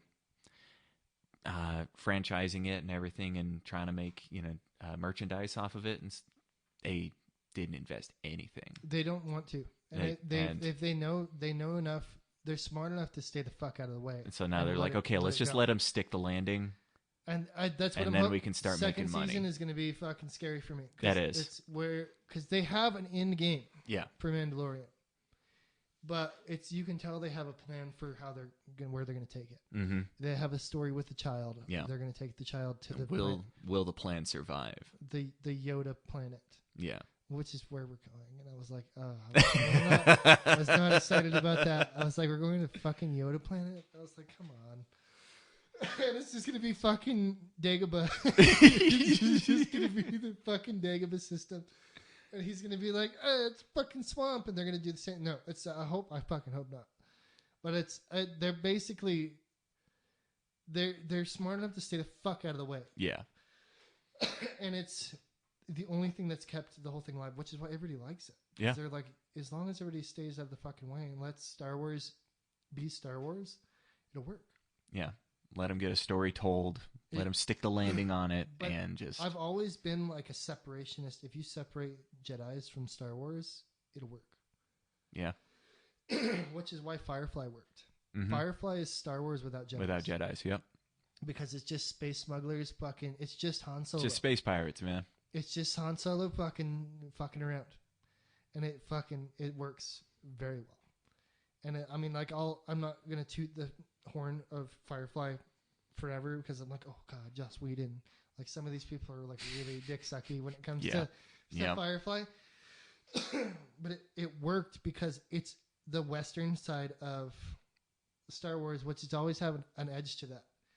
But it doesn't have the fucking space wizards. It's always just kind of grounded in reality. Mm-hmm. But you can use science fiction to get here to there. Yeah. To different places. It's never like Kylo Ren teleports into his bedroom and starts fucking breaking all his shit with a sword. If you stay the fuck away from that, it'll work. Yep. It's the same reason like why you can't get away with a new Superman movie. Because your imagination is going to be better than... if you give the people what they kind of already know, it'll work. Yeah. If you stick it in reality, it'll be kind of fun. We're just doing a cowboy story where Clint Eastwood comes and saves a child, and now he's going to take her. It's almost like Two Mules for Sister Sarah. Yeah, it's for Sister Sarah, yeah. Where he kind of saves the person and has to... Now he's like, fuck, I have to. He's like, now I'm involved in something way bigger than I was expecting. Yeah, so it gets carried on that whole story, and it's kind of, that's what makes it work. It's just letting it exist and kind of grounded into what we already know. When you start making rules up and changing rules, like which is what they did with all these new Star Wars movies. Even Abrams was like, fuck everybody. Fucking make up the rules as I go. And he like fucking broke his own rules from the first movie he set. Where he was like, because he fucking did this in Star Trek, the one that he did, the second one, where he cured death. The end of Into Darkness. Kirk dies. Kirk dies, and they use Khan's blood, and he cures death. Yeah, and then they never talk about it again. He's like, "Well, that was fucking convenient." Like, and you can't do that in Star Trek, especially in Star Trek. In Star Trek, people take it very seriously unless you're gonna like focus on that. Yeah. Because I mean, you've got a device, like in the original Star Trek movies, you've got the Genesis device that can make life, make a planet. But it gets destroyed afterwards. And it gets destroyed afterwards, but you have a whole movie about how it gets destroyed. It's not just a big matzo ball left out there. I've heard a rumor that that's what this Tarantino movie is going to be about, because he's bringing Khan back. Oh, okay.